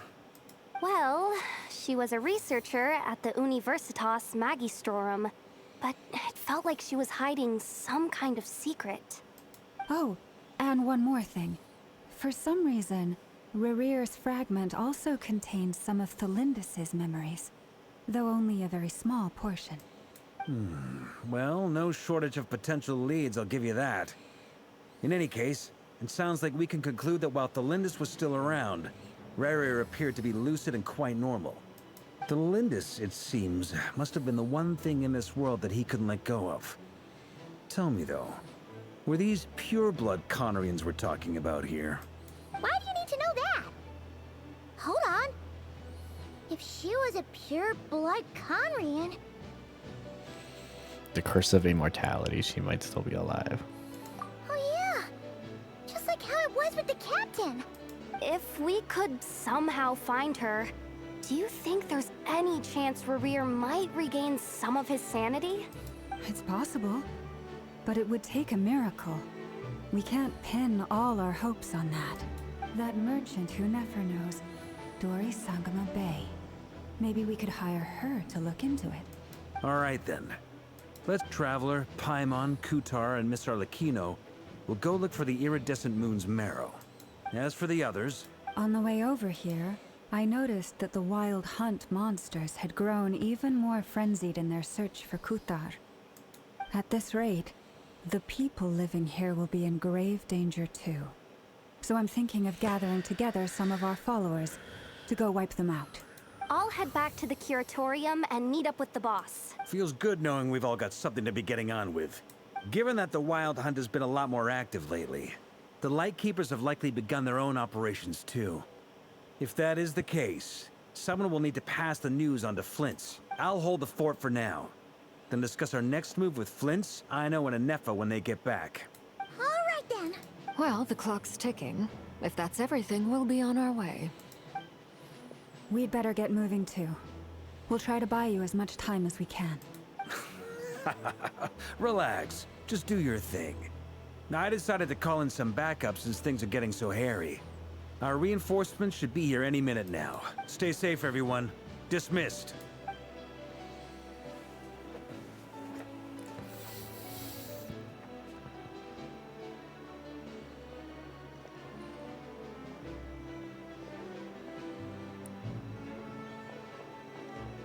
We're back. Did we get here a little early? Or a little late? A tad late. The others have already set off. To summarize, our resident moon goddess has found us a new ally, and Boss Nefer has uncovered some promising info. Everything going smoothly on your end? Not great. I don't know how long we can stall them for. The decoys are getting taken out way faster than we imagined.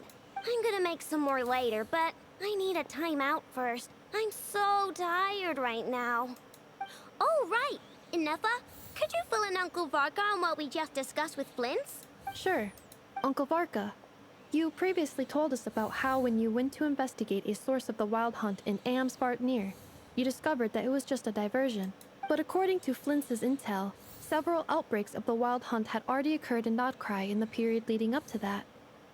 That was before Rerir had regained his body, when he was far from regaining his full strength.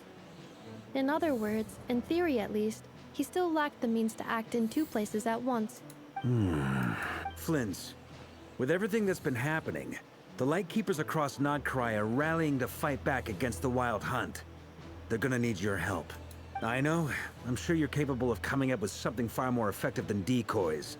But for now, you should stay here and get some rest. And Efa and I will head back over to Amsvartnir to see if there's anything I missed. I told you Uncle Varka would say that, didn't I? A deal's a deal. Not a word about my snack intake for the next week. Database updated. Reliability of Aino's predictions increased.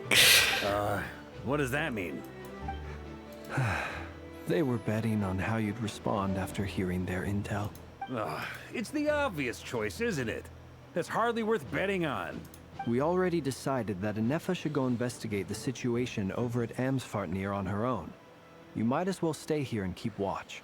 Someone needs to hang back and oversee our strategy meetings. And besides, you still haven't fully recovered from ambushing Rerir. So I've ended up with the easiest assignment. Well, I appreciate it, everyone. See you when you get back.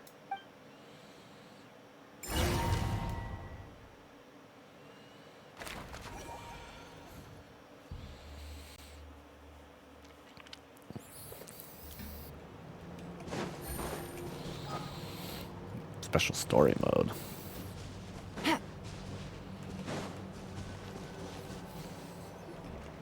Here, this will serve as a good spot to cross over. Arlecchino, hold up a second. Since you brought us all this way, Would you mind telling us what you've got planned? We still haven't got the slightest idea what's going on here. And if even Columbina doesn't know where the iridescent moon's marrow is, how do you? Simple. Because I am an inheritor of the royal bloodline of the Crimson Moon. And one of the last surviving embers of the Two Worlds' flames. Huh? Are you serious? Isn't you're a descendant of that Crimson Moon dynasty we were just talking about? The one from ancient Conria? Your surprise is understandable. I was also taken aback when I first learned of it. But the more I thought about it, the more I realized the signs had been there all along. When I was young, I discovered I could wield a very special kind of fire. It coursed like blood through my veins and smoldered away inside my nerves. What's more, whenever I experienced strong bursts of emotion or drew too deeply on this power, it was like some kind of presence within the fire would begin to gnaw away at me, consuming me from the inside out. Exactly. That is why my hands are like this too. At first, I saw it only as a curse, but once I became a harbinger, the jester apprised me of the truth. Together with my own investigations, over the past few years, there are several things that I have gradually come to understand. For instance, take the so-called Crimson Moon. In truth, it is nothing more than the shattered remnants of the iridescent moon, fused with the abyss to prolong its lifespan. Since this blood flame was bestowed upon me by the Crimson Moon, it is a fusion of the iridescent moon's former power and the corruption of the abyss. You all understand the nature of the abyss well enough. I draw upon its power, and in return, it hungers for my soul. This strange blackness is the mark of corruption it has left behind. If I recall correctly, you once told me that if the corruption ever made it to your heart, you'd become a completely different person. Yes, and that's the reason I'm always careful not to push my power too far. It's essentially a never-ending tug of war. Oh, sounds intense. Anyway, the rest of my story can wait. Is there anything else about the Crimson Moon or the Iridescent Moon that you're unclear about? Paimon has a question. So, the Crimson Moon that the Karians used to worship was actually the Iridescent Moon, right? Which was one of the three Moon Sisters. Does that mean that the Karians were to the Crimson Moon as the Frost Moon Scions are to the Frost Moon? So much of that history has been lost. We have no way of knowing exactly what they were like. But I would suspect that the Conrians weren't as devout in their moon worship as it might appear. The iridescent moon's remains simply served as their link to the abyss. Later on, perhaps someone discovered a way to make direct contact with the abyss. Or maybe there was some kind of ideological divide. Either way, a dissenting faction staged a coup and drove out the royal heirs of the Crimson Moon dynasty. Still, even with the dark sun looming high overhead, the Crimson Moon's glow never truly faded. If you want living proof, it's standing right before you.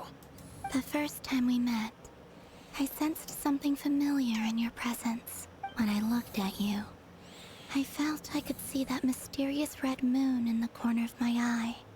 In your flames, I saw its broken image, surrounded by a strange black aura.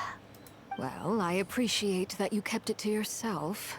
Much about the Crimson Moon is still a mystery, and I'd prefer not to end up as the object of an insane research project. Anyway, time is against us here, so if there's any other questions, they'll have to wait. I just want to make sure I've got one thing straight. In her letter, Sandrone mentioned that since you are unable to contain the iridescent moon's marrow yourself, you intend to leave it in my custody. That's right. For now, it's the only way I can pay you back for your help. The iridescent moon is already part of who you are. So with its marrow in your possession, you'll be even more powerful than before. Deal. Then Dude, we're about to power up our Arlecchino. Get what started? What does this place have to do with the Crimson Moon? When I first became a harbinger, The Jester gave me a book called Paranhari, also known as Leobranto Innamorato. You should be able to buy a copy next time you're in Fontaine. It's a love story set in the Crimson Moon era. But setting aside the tangled romances of its characters, it also records a few interesting details. In the Crimson Moon era, or so the story goes, there was an orphanage that received children from beyond the bounds of this world, and subjected them to a peculiar induction ceremony. Beyond the bounds of this world? For real? And what kind of induction ceremony? The Crimson Moon Sages looked beyond this world for beings with powers that surpassed the gods. But fearing they might lose control, they subjected these children to a process of refinement. They made these children crawl up a fireplace and kept asking them, "Have you died? Did you see it?" Until they finally admitted to having died and seen a crimson moon. The adults embraced the children who passed the ritual, telling them, "Within the fireplace, you have traversed the flames between two worlds. Here and now, you are born anew." The book leaves much unsaid. But I suspect that this was their way of branding the children they had enrolled, leaving an indelible mark upon them so that they would forever live in the Crimson Moon's light. That explains why I can't sense the Crimson Moon's marrow in this world. It makes sense that it would be sealed in a special space that can only be accessed temporarily through some kind of ritual. But there's no fireplace here. Do you see a chimney anywhere?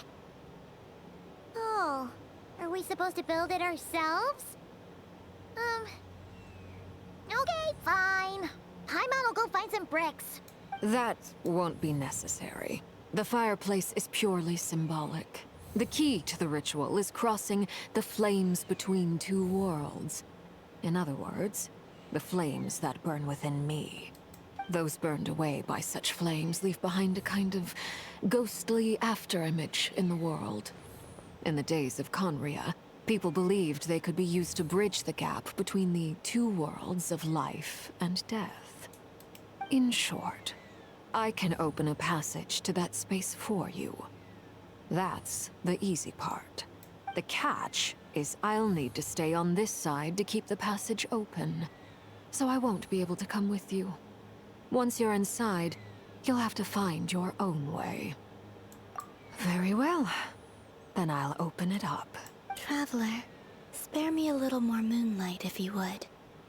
I may need it. She's like, let's just hold hands. Let's hold hands as we go in here. I feel like I've recovered some of my strength now. It should be enough to move us across short distances and confront whatever dangers might await.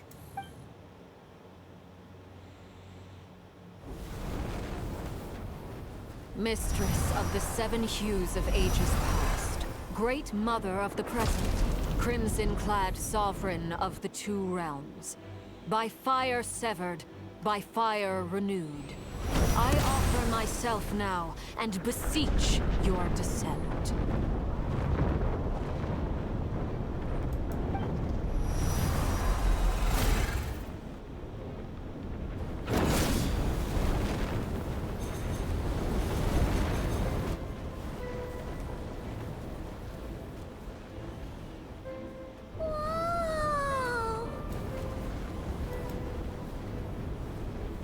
One word of advice.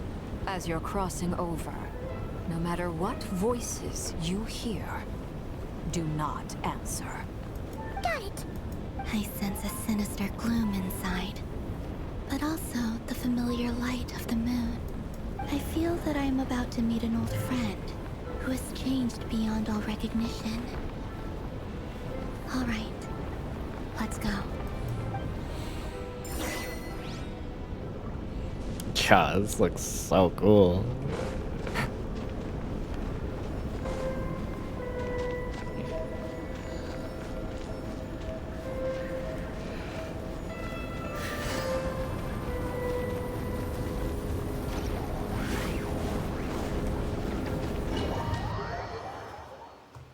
Gotta drink some more Dew. Some more Mountain Dew. Ooh. I sense your presence and craving death and rebirth. Wait, why are you? You have crossed over from another world, transcended fate itself. I have no right to.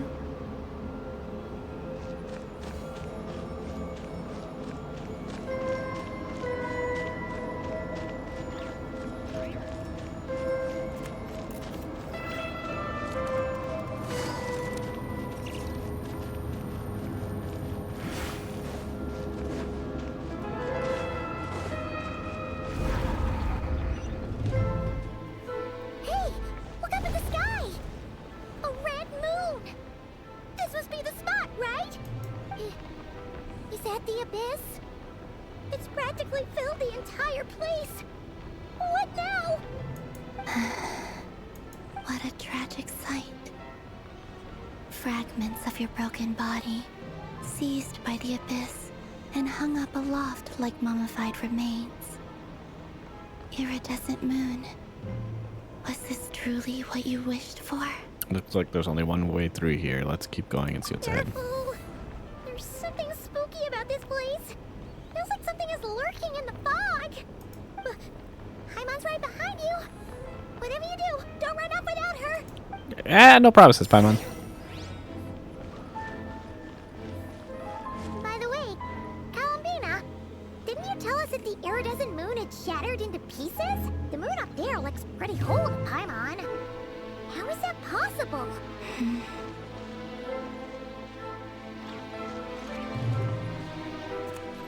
Take it easy.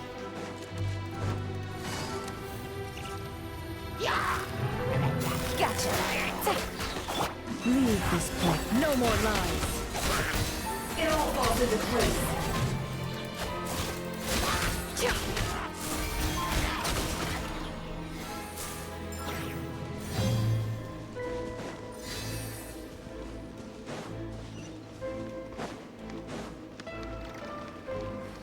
Just like I thought. It was only a facade.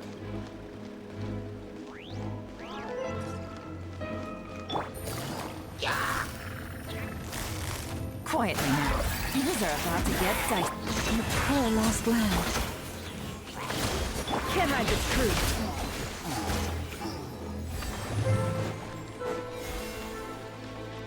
This music's crazy.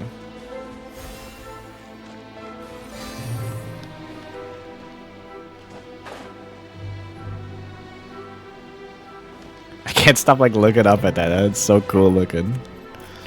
And like the way it's just like leaking. I notice how like all of these are like Conrians basically.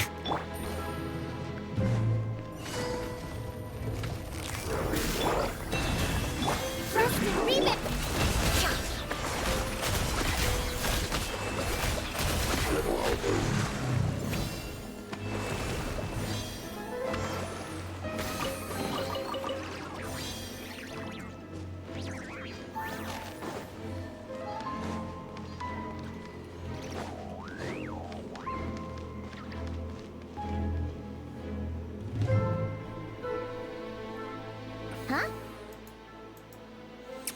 So the iridescent moon's marrow is up there in the sky. For real? That's way too high. There's no way we'll be able to reach it. No. I'm not sensing anything up there. It's coming from under the mountain. Let's see. Ah! There's some kind of weird shadow over the water. Wait, see that? Looks like a mechanism of some sort. Let's check it out.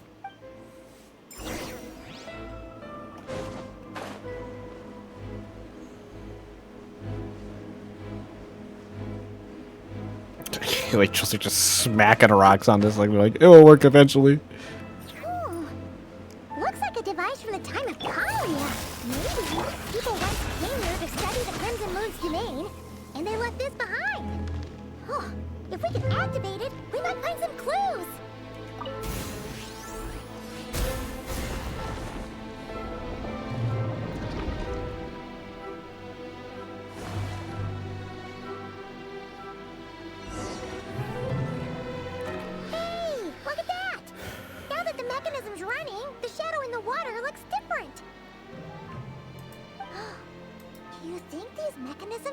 Thelindis, we'll leave the rest of the research in your hands. We'll be heading back now. I hope this isn't ruining date night. Ugh. Mind your own business. Just leave me some snacks on the table. Thelindis? Is that Rear's girlfriend? How come we're hearing her voice here? Didn't Nefer previously mention that she was a researcher at the Universitas Megastorum? Oh yeah. So, do you think she was studying this strange space all along? The Abyss has made this space extremely unstable. Maybe that's why some of the things she said and did were preserved here. Like echoes. Or after images. Whenever I see this view, it takes me back to a poem from my childhood. Waning moon, oh lifeless damsel, weeping on the mountain crest. Mourning still in wistful tone, her fragile soul now laid to rest. For me, of all people, to be here investigating the mysteries of the Crimson Moon space. Is it a coincidence? Or something more?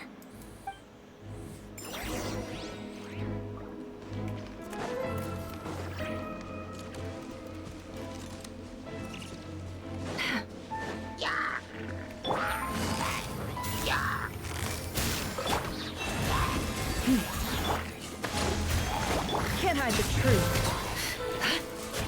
It all falls into place. I love having to like overkill on like 2 hilly trolls. Looks like the Abyss has messed up this mechanism. We need to find a way to get it working again. Let's see if there are any other devices nearby. Okay. Wait, why do we have to find these devices? Why can't Aether just suck up the Abyss? Quietly now. Game's up. Leave this. Allow me. It all adds up.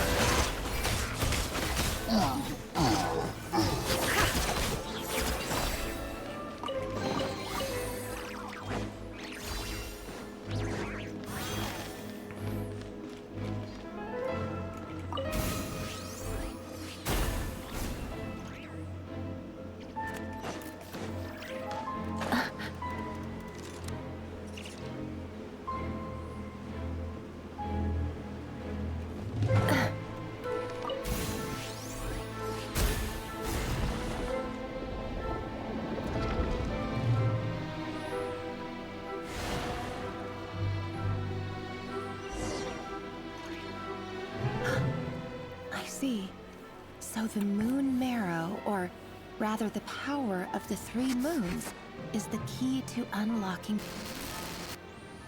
If it really does exist, then maybe this madness can finally be put to an end. If 5 blocks really does exist. God damn, dude.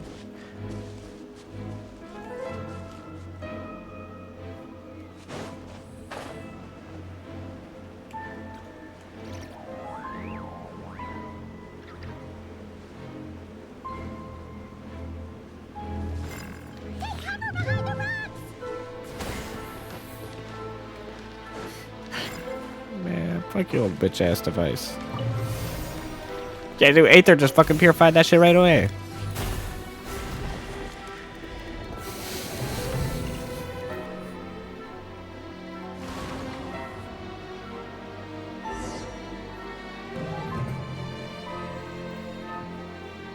With the Abyss inhibitors in place, I should be able to access the chamber with the moon marrow. Oh, Rerir, with every step you take, you're drifting further from what you truly desire. But you're not the root of the problem. Ever since that outsider set foot in Conria, the Vinster King has sunken deeper into madness. If only I could get my hands on that outsider.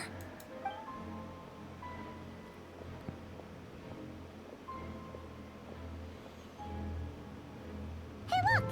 The moon's reflection is back to normal! Melindis' voice mentioned a chamber with the moon marrow.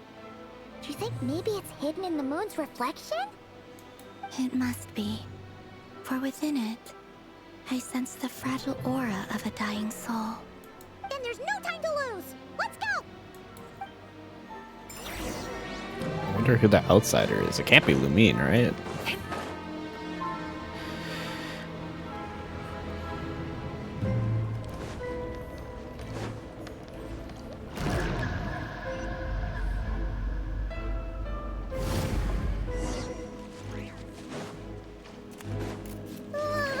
These things are so creepy. Looks like we'll have to destroy them if we want to get to the iridescent moon's marrow.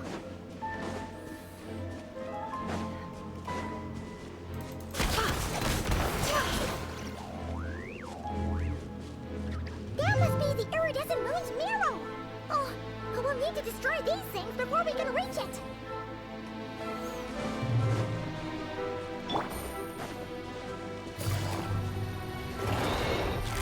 Gotcha.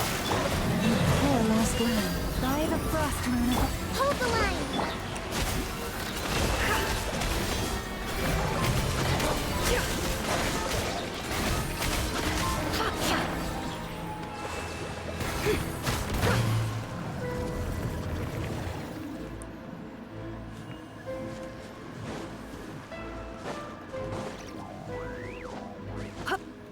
Ugh. It's so busy in here.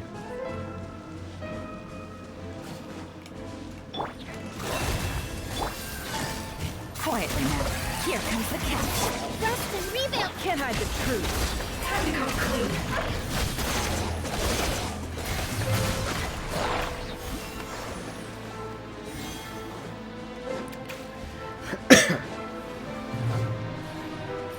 Busted.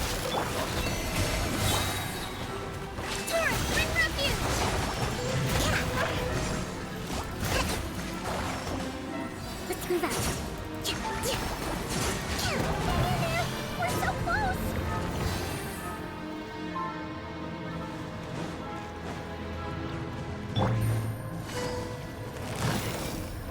Gotcha. Things are about to get dicey.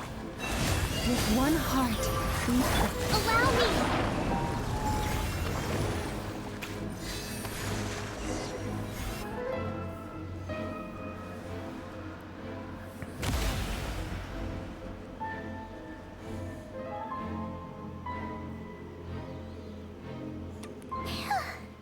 We finally did it. The iridescent moon's marrow, still burning away like an undying flame, yet now contaminated by the abyss. It has taken on a new form entirely. If we can purify the abyssal power within, we should be able to obtain its untainted essence. Yo, Aether the GOAT.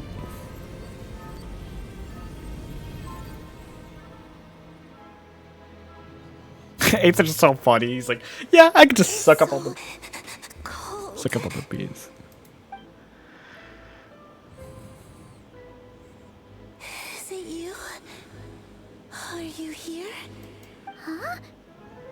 Are you talking to us? At long last, I can see you once more. Our fates have crossed, and I am finally free. I'm sorry, I lied to you. Even knowing what was to come, I still couldn't let go of the fear in my heart. As death drew near, the moment the moon shattered, my body began to split apart piece by piece. Like I was being cut into pieces by 1,000 blunt blades. My thoughts scattered as the cold crept in. But I could not bear to fade away like that. Tell me, what was it that brought you to us all that time ago? If only I had possessed your courage, then I might have been spared this torment, more painful than death.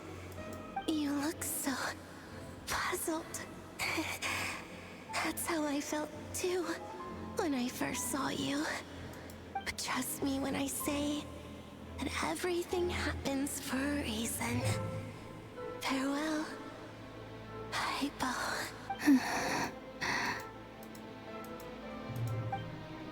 What was that all about? Was that the goddess of the iridescent moon? It sounded like she was speaking to a long-lost friend. But None of us have ever met her before, right? Perhaps. She took me for the goddess of the frost moon she once knew. For a fading soul like hers, our auras must be too similar to tell apart. But anyway, we've got the iridescent moon's marrow now. That should help you regain your strength, right? Alright, time to leave this place.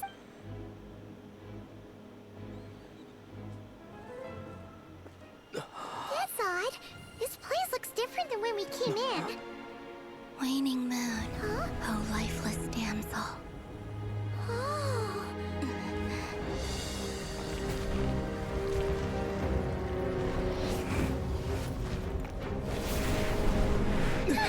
Hurry! The place is collapsing! It wants to trap us here. Who's it? The Abyss? Now we've taken the moon marrow. All that's left here is a dark will. It will show us no mercy.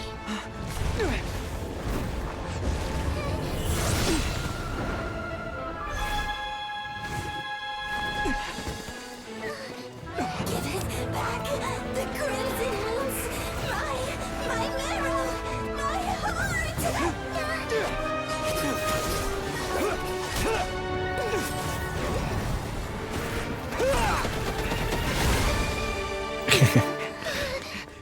Finally! Huh? Oh no! The exit's blocked! They're back! Now what do we do? This is where you fall. Witness my rise. What are you waiting for? Yo, the goat, Arlecchino.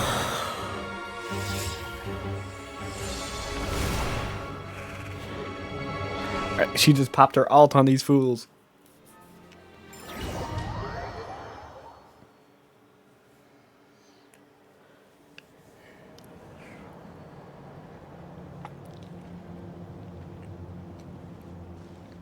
Oh, we made it!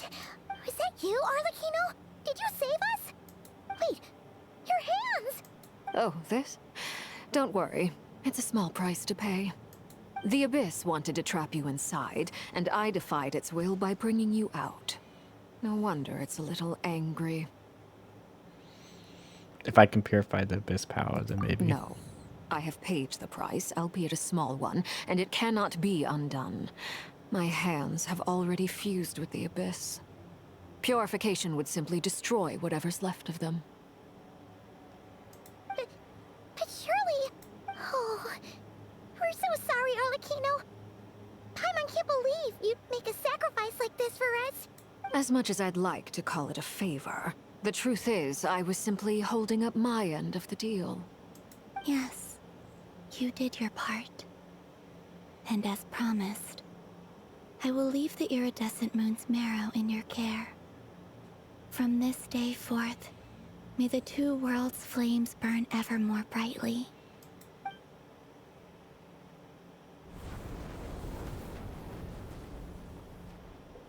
I'll take that as a blessing. Now, Columbina, give me your hand. Accept this moonlight I offer in return.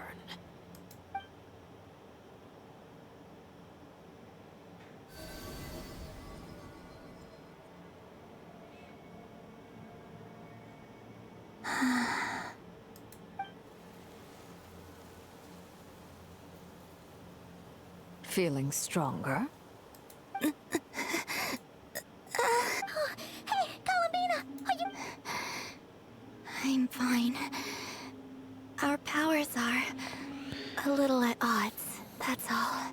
By the Frost Moon's authority alone, wielding the power of the other moons was always going to be a stretch. Still, I think it's fair to say that your strength has returned. At least to the level it was at as Third Harbinger. It's still not enough. There's no way I can hope to challenge Rayrier like this. Just one more ray of moonlight. Please call it, Peter. Don't push yourself too hard. It's okay. I can take it.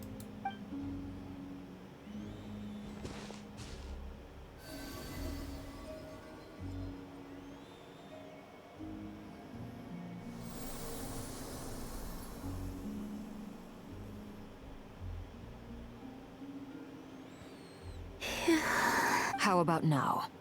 Fighting fit? At the very least, I won't have to stay hidden like before.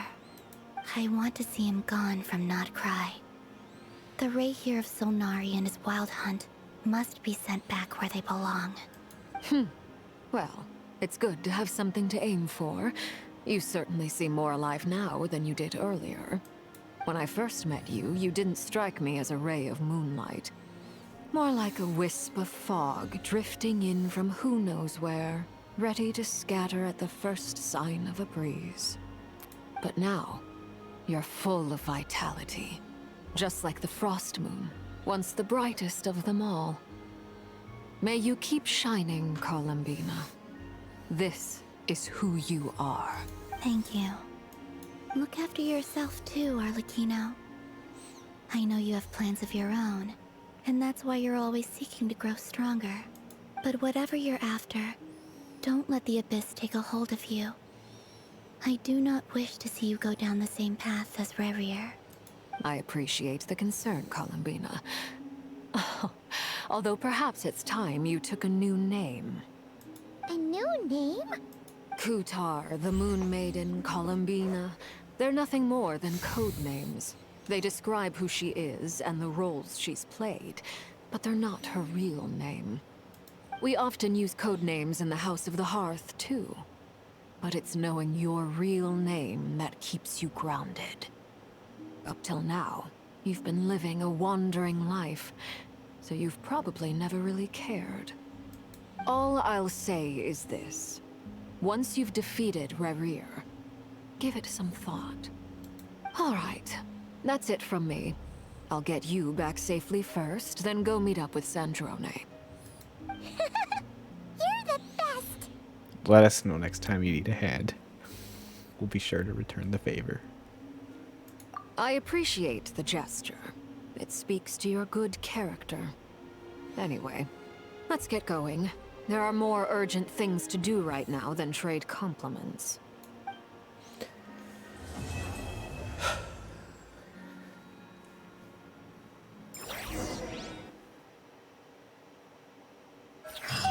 It was a close call, but we got the iridescent moon's marrow and restored Columbina's strength.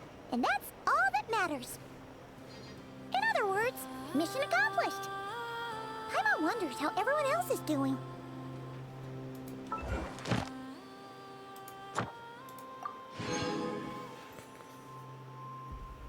My God, dude. I'm gonna go pee, and I guess I'll start Act 4.